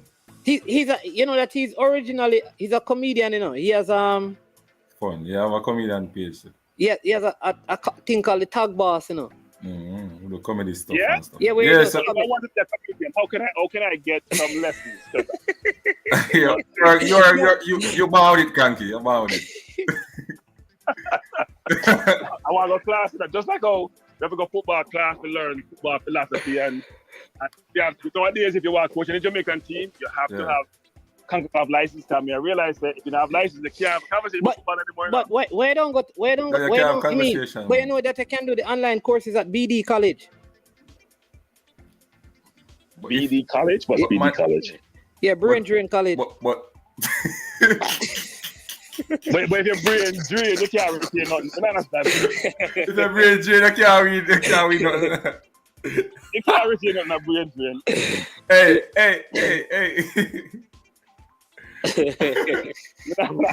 That's a name now. Man is mad. That's a name now. Me can understand brain drain. Wait, you see what I just said, Cranky? So I said hypothetically speaking, right? You see what Eagle Republic posed? Man just said that London also will be the next reggae girls coach. You see what I mean? Rob Smith still don't understand where you come from. You know? He missed the hypothetical. You see what I mean? So, man is mad. Deliberately, by the way, deliberately. Man is mad. That does make use. Yes, Odyssey. Please to correct Rob Smith, because him still feel like a joke thing, like it's not a part of a curriculum in coaching. What is a curriculum in coaching? I mean, if it's not a topic in coaching, say that I'm supposed to say. Sorry. Oh, about attacking, building up. Feel like it's a joke thing. I might say, please tell him. So if you want to become a coach in Jamaica, but Cranky, you know what would be interesting, Cranky? I'm going to try to get hand on the course material because I see some things in it, you know. But because I haven't actually done the class, because sometimes what is on paper is the man is, but I'm saying it right now. The divulge. You understand me? They get more into it. So what I don't want to do, because when I look at the material itself, there are some questions like I have, for example, like when I saw like the principles of attack. The principles of attack, I think the first thing they have is penetration. Right, Unseen? Yeah. It's not place in order. Right. So what they do, right? But how it is, they have like number 1, number 2, number 3, number 4, number 5, number 6. They teach them that way, but they are saying that is not the order. You follow me? No. All right. So I don't follow it either. So if I'm going to teach you the principle of attacking, I'm going to tell you like in defending, the first thing they teach in the principle of defending, let me use this one, is delay. The first principle that they want to teach a kid is not to delay. When you lose the ball, the first thing you have to do is to press. Try to get the ball. Apply pressure. There you go. But in the list of things, number 1 they have is delay. Right, Unseen? But man is man. I don't think Sir Peart really, we're saying that it have to come down like this when they're teaching it. He was just teaching them, teaching them to us. But why they put them in number order? You understand what I mean? But a common sense that but man, I find that funny because I could challenge all of that. So think about it this way. When you lose the ball, right? And the first person say, you know what? The first thing is press. It all depends on who your opponent is in the management and where your position in the management. Because if you are the last person and you lose the ball and you're pressed and the man gets on it, there's nobody else to help you. So you did So that is what exactly. So that is what it depends on where you are and what the situation is. Yeah, man. But we understand that exactly. So if you're delay is taught. Like if you're the only defender, you have to delay so that your team can fall back into shape. Right. Exactly. All right. So what I'm saying is that the fact that all I'm saying is that if they put them in number order, I'd love to be in the class to see how they are taught because it is very situational. Because that's how football is. It is situational. Because you just said it right. Like if my team wins the ball in your 6-yard box, I don't need them to penetrate. I don't need them to support. Kick the ball in the goal. So the first thing I tell my team when I'm coaching them is this: when I win the ball, if you have a chance to score. That's the first thing. I don't want to hear about creativity with depth. If you win the ball, score. If my goalkeeper, you said it earlier, if my goalkeeper can kick the ball from his goal into the next net, go ahead and do that. However, if that is not the case, then the principles now start applying. Penetration. Yeah, I mean the concept of sports are not materially different than everything about basketball or American football or football or soccer as we call it. The concept is no different, right? Yeah. If I'm the last person on defense, I'm going to try to get help. I'm going to delay you. I'm going to force you to one side. I'm going to use the sideline as another defender. All those concepts are very, very similar. But they're not so different why you can't figure it out. Now, they may be, as you get more advanced in football and more strategic in football, then things become a little more complex. But some of the basics are, you don't have to go to a coaching session to learn some of the basics. You learn them by just by having a brain, frankly. or in brain drain's case, by not having a brain. But Cranky, I believe that how they taught it, they never say it up go wrong by the how you teach, how you coach. I understand they're just teaching the principles, of defending. You understand me? Right. So they weren't really teaching it in order like how man is man, Maybe I try. But I just look at the course outline, Cranky, and how they have it. And I'm saying that when a lecturer is preparing something, you prepare it in order of importance. Yeah, what point? Yeah, you have to do it sequentially. So is it hierarchical? Right? Is it bottom up or top down? Is it hierarchical? You got to start in sequence. So in some sequence. It's logical and makes sense. Yeah. So man is you get coach outline or you get all of the details and everything. I mean, somewhat there because topics. Let me give you a next thing. I saw a next thing on it that says like when for support you must have players on both sides of the ball.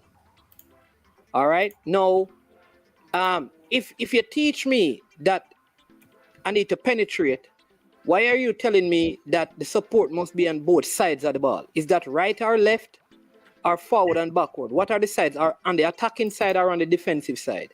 Where does it? So like those things I would have to be in it to understand, because if the first principle you teach is penetration, then I must always look for a pass that is allowing us to penetrate.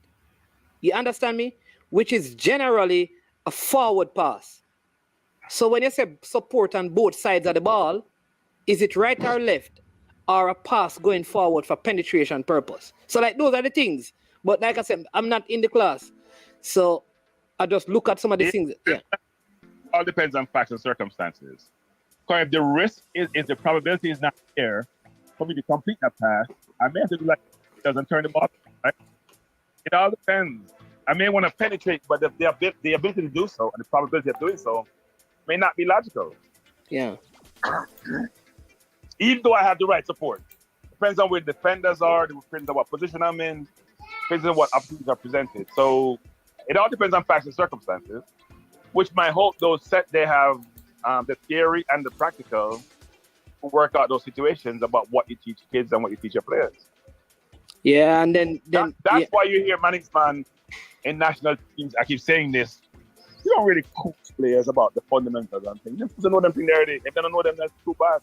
They shouldn't be in the team. Yeah. Exactly. You set them up how you want to play.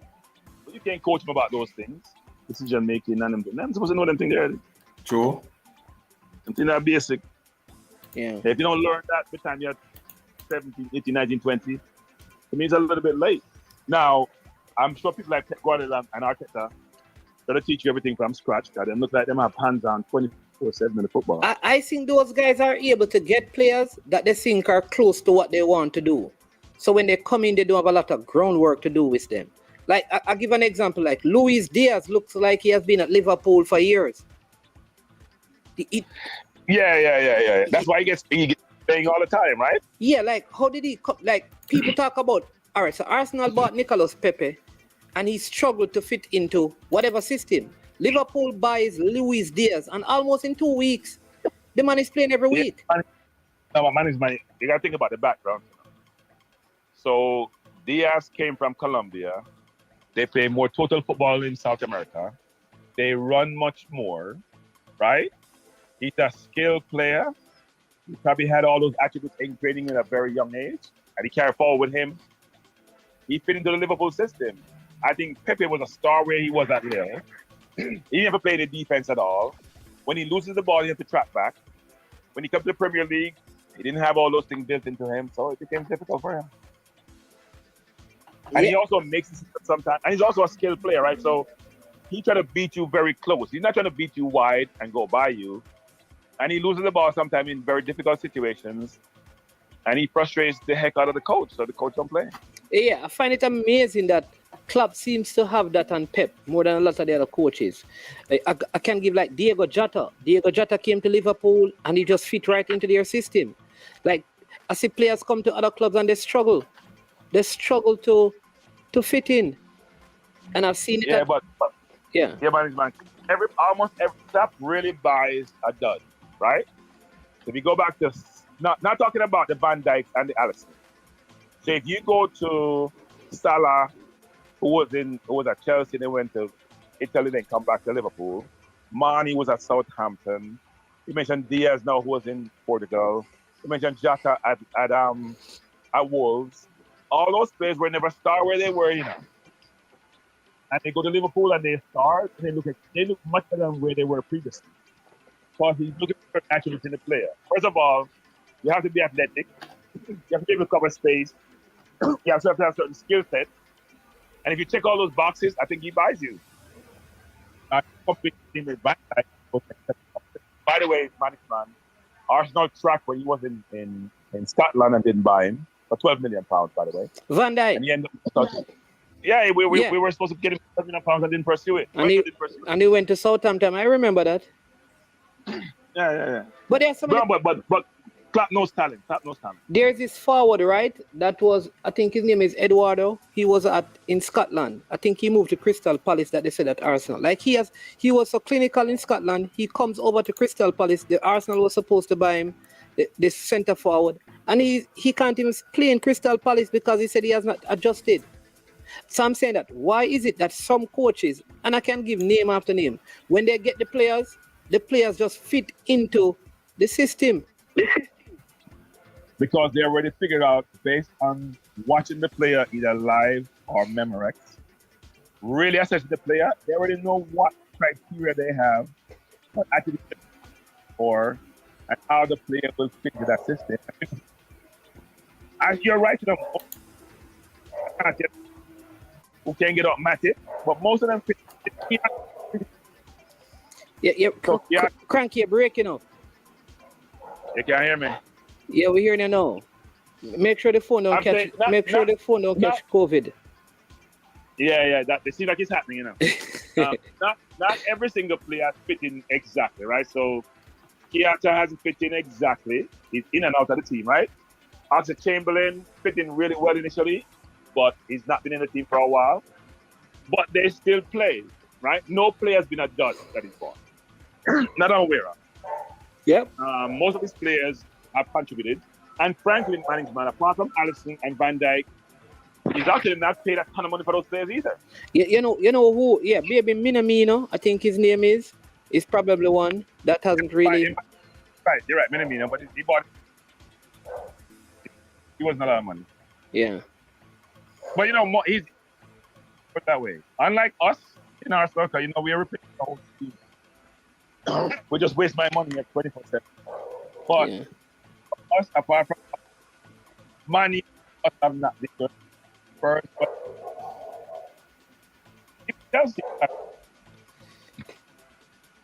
hey, Cranky, you're breaking up.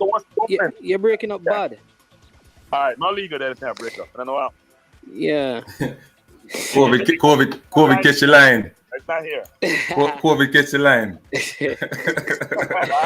All right. All right, respect. All right, let's get it, Cranky. Hey, it was a good day.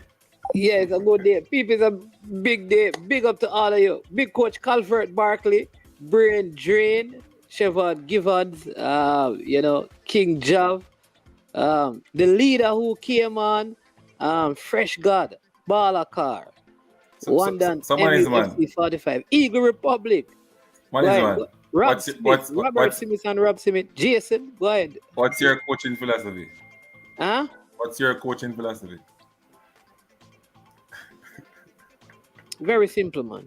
So here's how I coach my team. All right?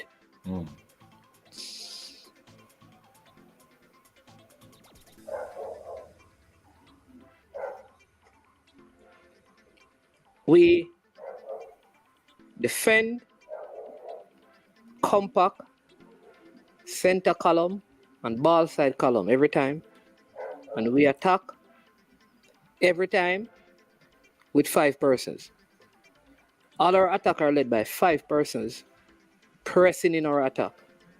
Width on the right, width on the left, 2 centrally, and 1 in a number 10. And then the rest of the team follow, closing the line. That is it. So every team I coach, you know that. So we always play a 4-3-3. Okay. Compact defending. So we defend as a team, we attack as a team. Okay. Compact defending from center column to the ball side column. So we're giving you one side every time.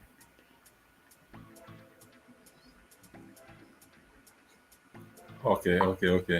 So you're saying you know get mine yet? Huh? You don't understand mine. Yeah, man, attractive football. Attractive football. Possession football. Creative football. Yeah, so I teach my team. So listen, so I always do this, right? I always tell people, so you can't defend. I always tell my players, you can't defend by buck up. So I always coach defend. You can score buck up goals, but you don't defend by buck ups. So I teach my team. I teach my team how to defend as a team. So say I have 6 months, right, Unseen? Say I have 6 months, right? So I have 1 month of conditioning, which is physical. Right. Right? I expect players to come in technical. So say 1 month of physical. So say I have 3 months, 1 month of technical. So I would compromise technical and physical. All right. Then I have 1 month of tactical and mental. Right? So that's 2 months. It's for the next month, the team learns. So for that month, like 3/4 of that month is how to defend, and the other quarter is spent on how to attack. Because here's why. If you don't score on me, you can't beat me. So I want to score. But here's the thing. My team must be compact in defense. So every person on my team is a defender. Right. All the principles are defending. All right. Pressure, cover, balance. All of my team goes through that. Right. In the physical, in those things. And this is if you don't have you don't have your nutritional plan in there and all of those things. So we have, because we have videos thing, So when we coach, we have videos and tactical work and tactical boards with the players. So we have all of those things, where you come and you show where you move. So everybody have them number. So when number 1 move, where does number 2 go? And you have to come on the board and put yourself in position. Then number 3 has the thing that them stick on the board, and we see that and we move them off again. So when we're defending on the right side, where do you go? When number 4 is there, where is number 5? Where is number 6? And every person to come and put themselves on the board. So when we do that, we go out on the field and we tie, for example, all the players, rope around them. So everybody, so when one move, the entire team swings and shift. So we teach them the sound, like the words, like one sound. So drop. So when we say drop, everybody know how many steps you take when you drop, right? How many steps you take when you drop? So we take 3 steps. When to keep the line, drop. 3 steps. 1, 2, 3. Press. 3 steps. Shift. Right. Everybody know. Shift. Everybody's supposed to know the communication. Right. So we teach the defense that, and everybody know how them drop. Everybody know how. So right, there you go. So you understand me? But you're a big coach over there, man. So everybody doesn't know that. Everybody know that. Yeah. And I'm a big coach over there.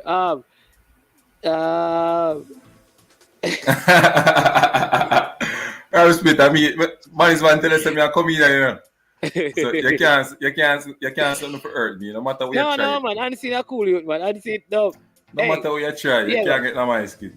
Yeah, man. You have to check out the tag boss. If cool, man, like that. But man is man. Nice man. I was just. Read this one unseen because I'm I don't think Karoom would answer the philosophy question like that. He would say, play with art and fight. That's maybe his philosophy. Yeah, go ahead. But one is man, I can't tell him my philosophy now, you know. Joe, me never do want to say it still, but I can't. You never want no man. I hear what me have to answer. I never that easy though. No, mine completely different from your one. No, I hear mine. Hey, people, you see you like Cranky. Cranky, you see this? You see, ask the man. You see, the man think him smart.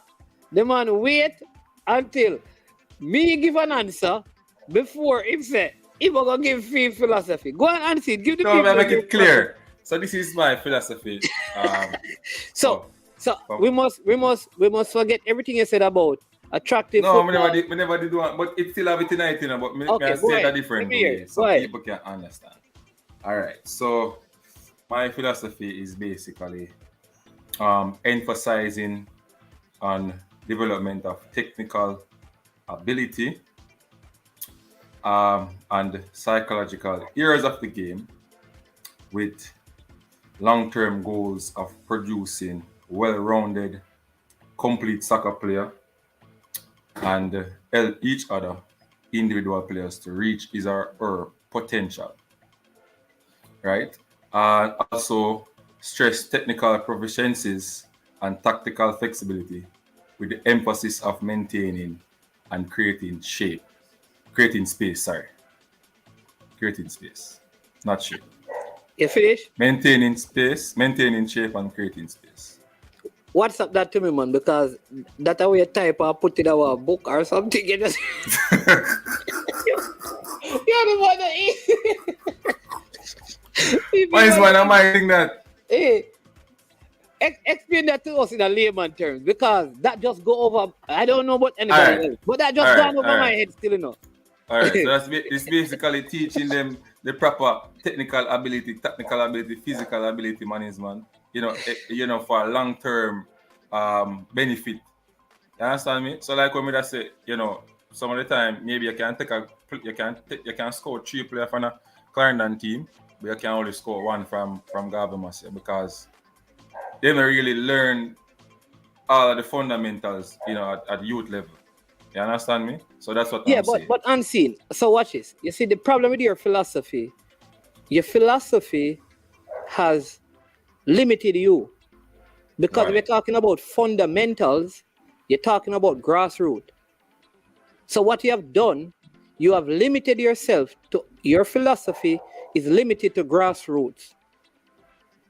Because at the Manning Cup level, you don't need to be talking about fundamentals.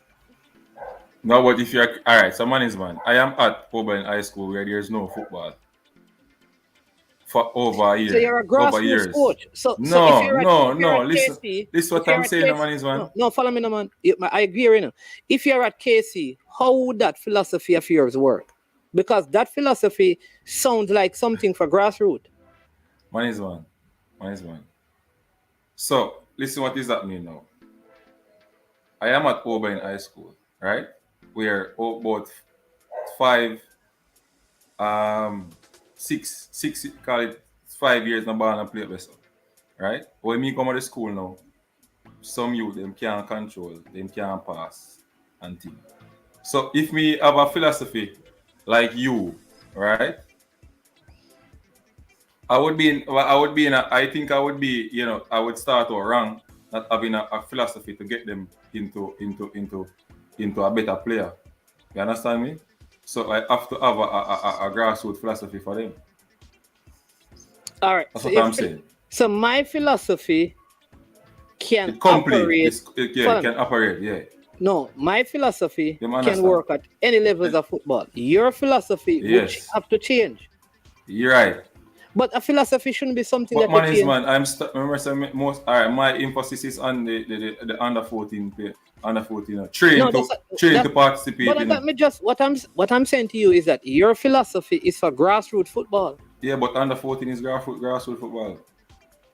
So that means I say you're limited. Under 16 is grassroots football. So follow me. Fine, what I'm saying that your your footballing philosophy is limited to grassroots. I am saying that you shouldn't limit your football to grassroots. I remember most of the players that I'm going to develop is grassroots players. Why? Because I'm starting from age 8 to age 8 coming up. So if somebody says unseen, if Brain Drain says unseen as head of the Calabar Alumni Association, I want you to come in and be the head coach. Mm-hmm. Yes, Stan Cranky, I know. Right. But I meet my philosophy because of the situation I'm in. Okay, so what you're saying is that if you're in a different situation, you have a different philosophy. Right. Okay. Right. Okay. I see what you mean. That's unlike me still, because wherever I go, I teach the same thing. No, sometimes philosophy change based on where you're at. No, the application of the philosophy may be different, but the philosophy is the same. Wherever I go, the core things like compacting defense and attacking with wit, and the numbers in offense, those principles are the philosophy itself. They don't change. But if I'm dealing with 6 years old, how they apply being compacting defense is different from seeing a player. So basically, application will be different. The application will be different. Yeah. But the same philosophy, but you change. The philosophy is how I think the game. Basically, right. It is my mentality towards the game that really doesn't change. Yeah. But man is man. But even if you have, it work out same still. Means same. You understand what I mean? Yeah. So all right. So I had a team, right? And they had this particular. That I guess you'll do this when you get all to, because C license. No, A license teach you how they start teaching you how to win against different systems. That's how the licensing work. One is developmental. One is playing styles and those things. The other one is teaching you how the final. I think A is teaching you how. I think A is not the final one. Yeah, but at the A level, I think they will begin to teach like how to beat different systems and philosophies. So follow me. Our formations. All right. So I have this thing where the players know that you form a W in playing out the ball. You know that, right? I don't know if they ever taught you that. At some point, they probably hear it, man. They never teach me the deal. You hear about it, right? In terms of how you have one player here, you want one at the top of the V, you have one out wide, one out. That's how you play out the ball. But some of that has changed because of what?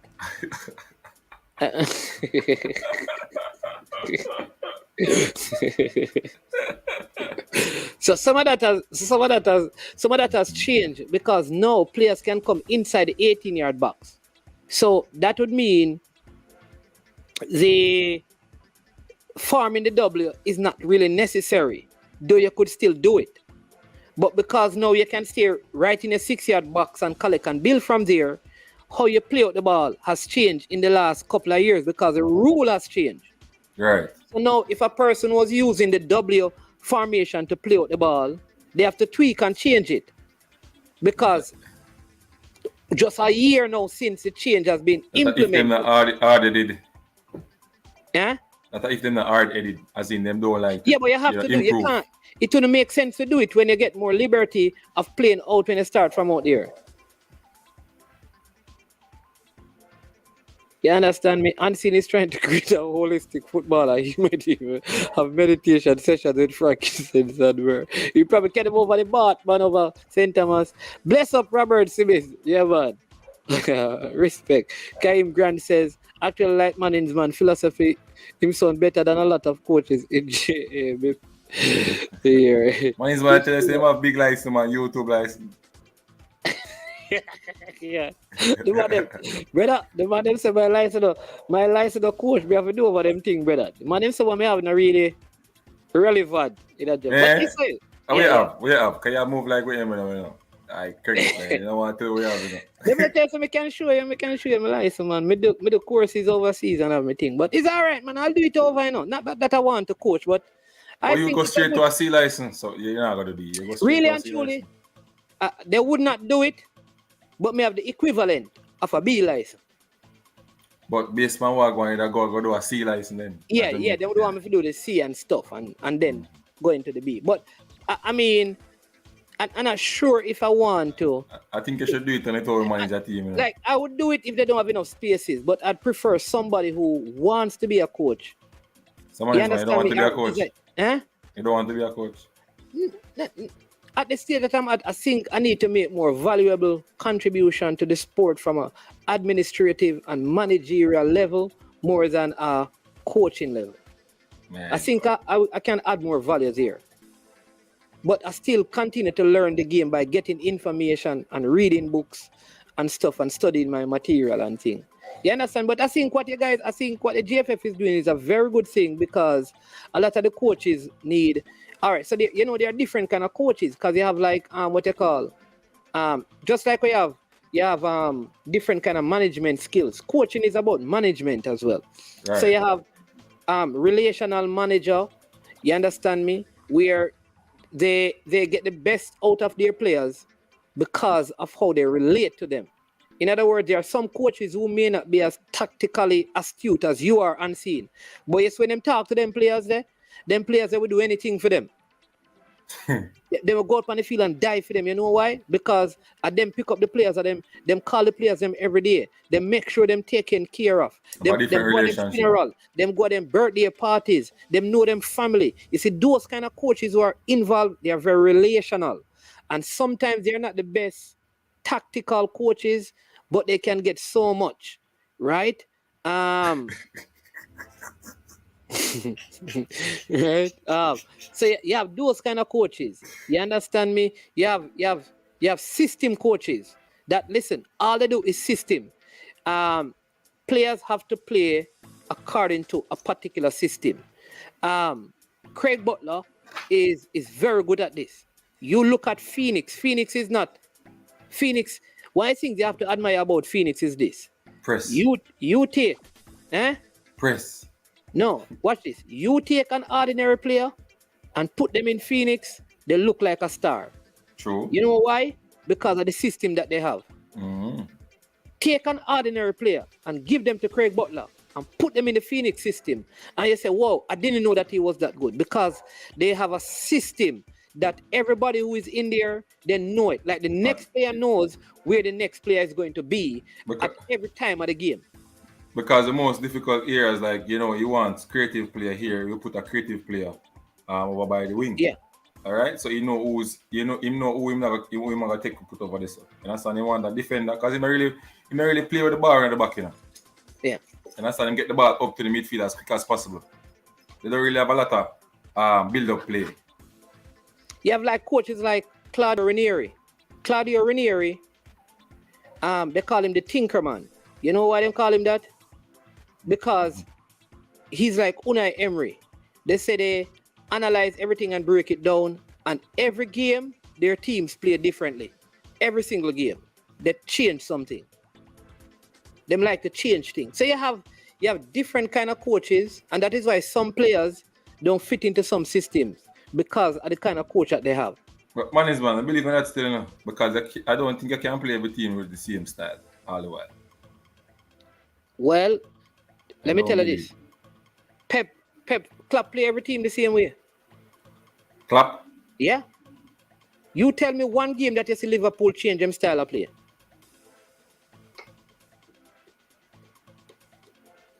Play the same way still. Yeah. Change. Barcelona in their heyday play them tiki-taka. No matter who they're playing, it's the same way. Bayern Munich play them high line no matter who them play with. So they only get players who they think can play that. So you have those different things, Hey, but unseen, 3.5 hours, we had a long journey and thing. What a great show it was, man. Mm-hmm. Big up to all the people. And listen, remember, tomorrow evening, we'll have Coach Vin Blain. We're going to have him share things from his perspective. And then on the Monday, we're going to get someone from the other side to come and share. Then on the Tuesday, to put the icing on the cake, we're going to have someone from the JFF to give their perspective. You understand me? Yeah. So we're going to do that. But want to hear from Coach Vin Blain as to what is really happening to see where the women's program is going. Remember, our under 17 girls, they play the round of 16 tomorrow against Cuba. Let's hope for them to have a big win there. Big JPL games coming up as well. Thank you so much for tuning in to I Am Sure Sports. Listen, it has been a wonderful day. If you have not yet, people, please just hit the like button, man. Not do that, man. And if you have not yet subscribed to the platform, please make sure you do so. Hit the notification bell so you can know when we're on again. Remember to check out Unseen Sports TV on his platform. Over there, you'll see all the things about El Futuro. Also, people, our top shell interview, coming up. I will post the poster, so also the time and date. I will be interviewing Shea Smith from Portmore. There you go. Good footballer coming, from Holy Trinity. You understand? Yeah, man. So bless up. Check out some of the other vloggers. See what is going on. The formula. Who again? Military Guna. Coach Minzy, I think tonight is the second of the triple treat. I know he's over there in Pennsylvania, so don't know what time the show is going to start. Ryan LFC, him Liverpool team wins and maybe making a lot of noise. Dre, any weather. You understand me? Lakers are out. Cowboys look like they are feeling as well, and his Harbor viewer tumbling down the table. Check him out. Who again am I? Talawa TV, the lady in the business. Big up yourself. Then you have sports down the middle. Large up enough respect. You know, man is we respect. Brain drain. Hold your position, brain drain. Nothing like that around here. Big up. So big up to all the other platforms out there and seeing. Yeah.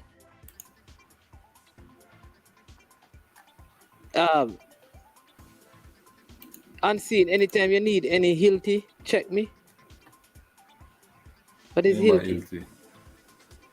Hilti na Jill Wall, man. Huh? Jill Wall, man. And Jill Grung. Hilti, that I don't know any Hilti. Like the construction man them use, man. Like plumber and anything there. Oh, maybe anytime you need any tools. Maybe what he's saying that if you need any tools for your football thing, you need to link him. Because Ishmael was a big coach, he used to coach Solofield all age, Oh, okay. Ishmael, can you link me on Instagram, man? El Futuro Football Academy, Unseen Sports TV, Coach Parchment on Instagram also. Yeah. Tag Boss on TikTok. All right, so bless up one and all. Have a wonderful day to you and be safe. And then say, cousin, I have a Rastafarian cousin, him say, don't say guidance, because I'm no guidance. Him say Jah guide. So Jah guide.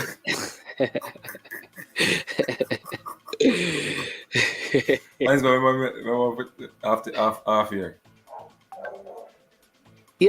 Yeah, man. Yo, watch about dog, SK New heard this. The body out there, Snipe King I represent for I Am Sure Sports. You get to me, I say, when you want the latest news and sports and updates and all of that, check out I Am Sure Sports. You know the thing goes in. Remember, cover the whole island. Remember Kingston, Westmoreland, Galchester, Orchard Race, Galtigo Bay. Everywhere. I Am Sure Sports. Check it out for the latest news and latest updates. Sniper King I represent. Where them feel like? Ha, yeah. Someone on for the food from young, from where they knee height. I Am Sure Sports. Yeah, dog.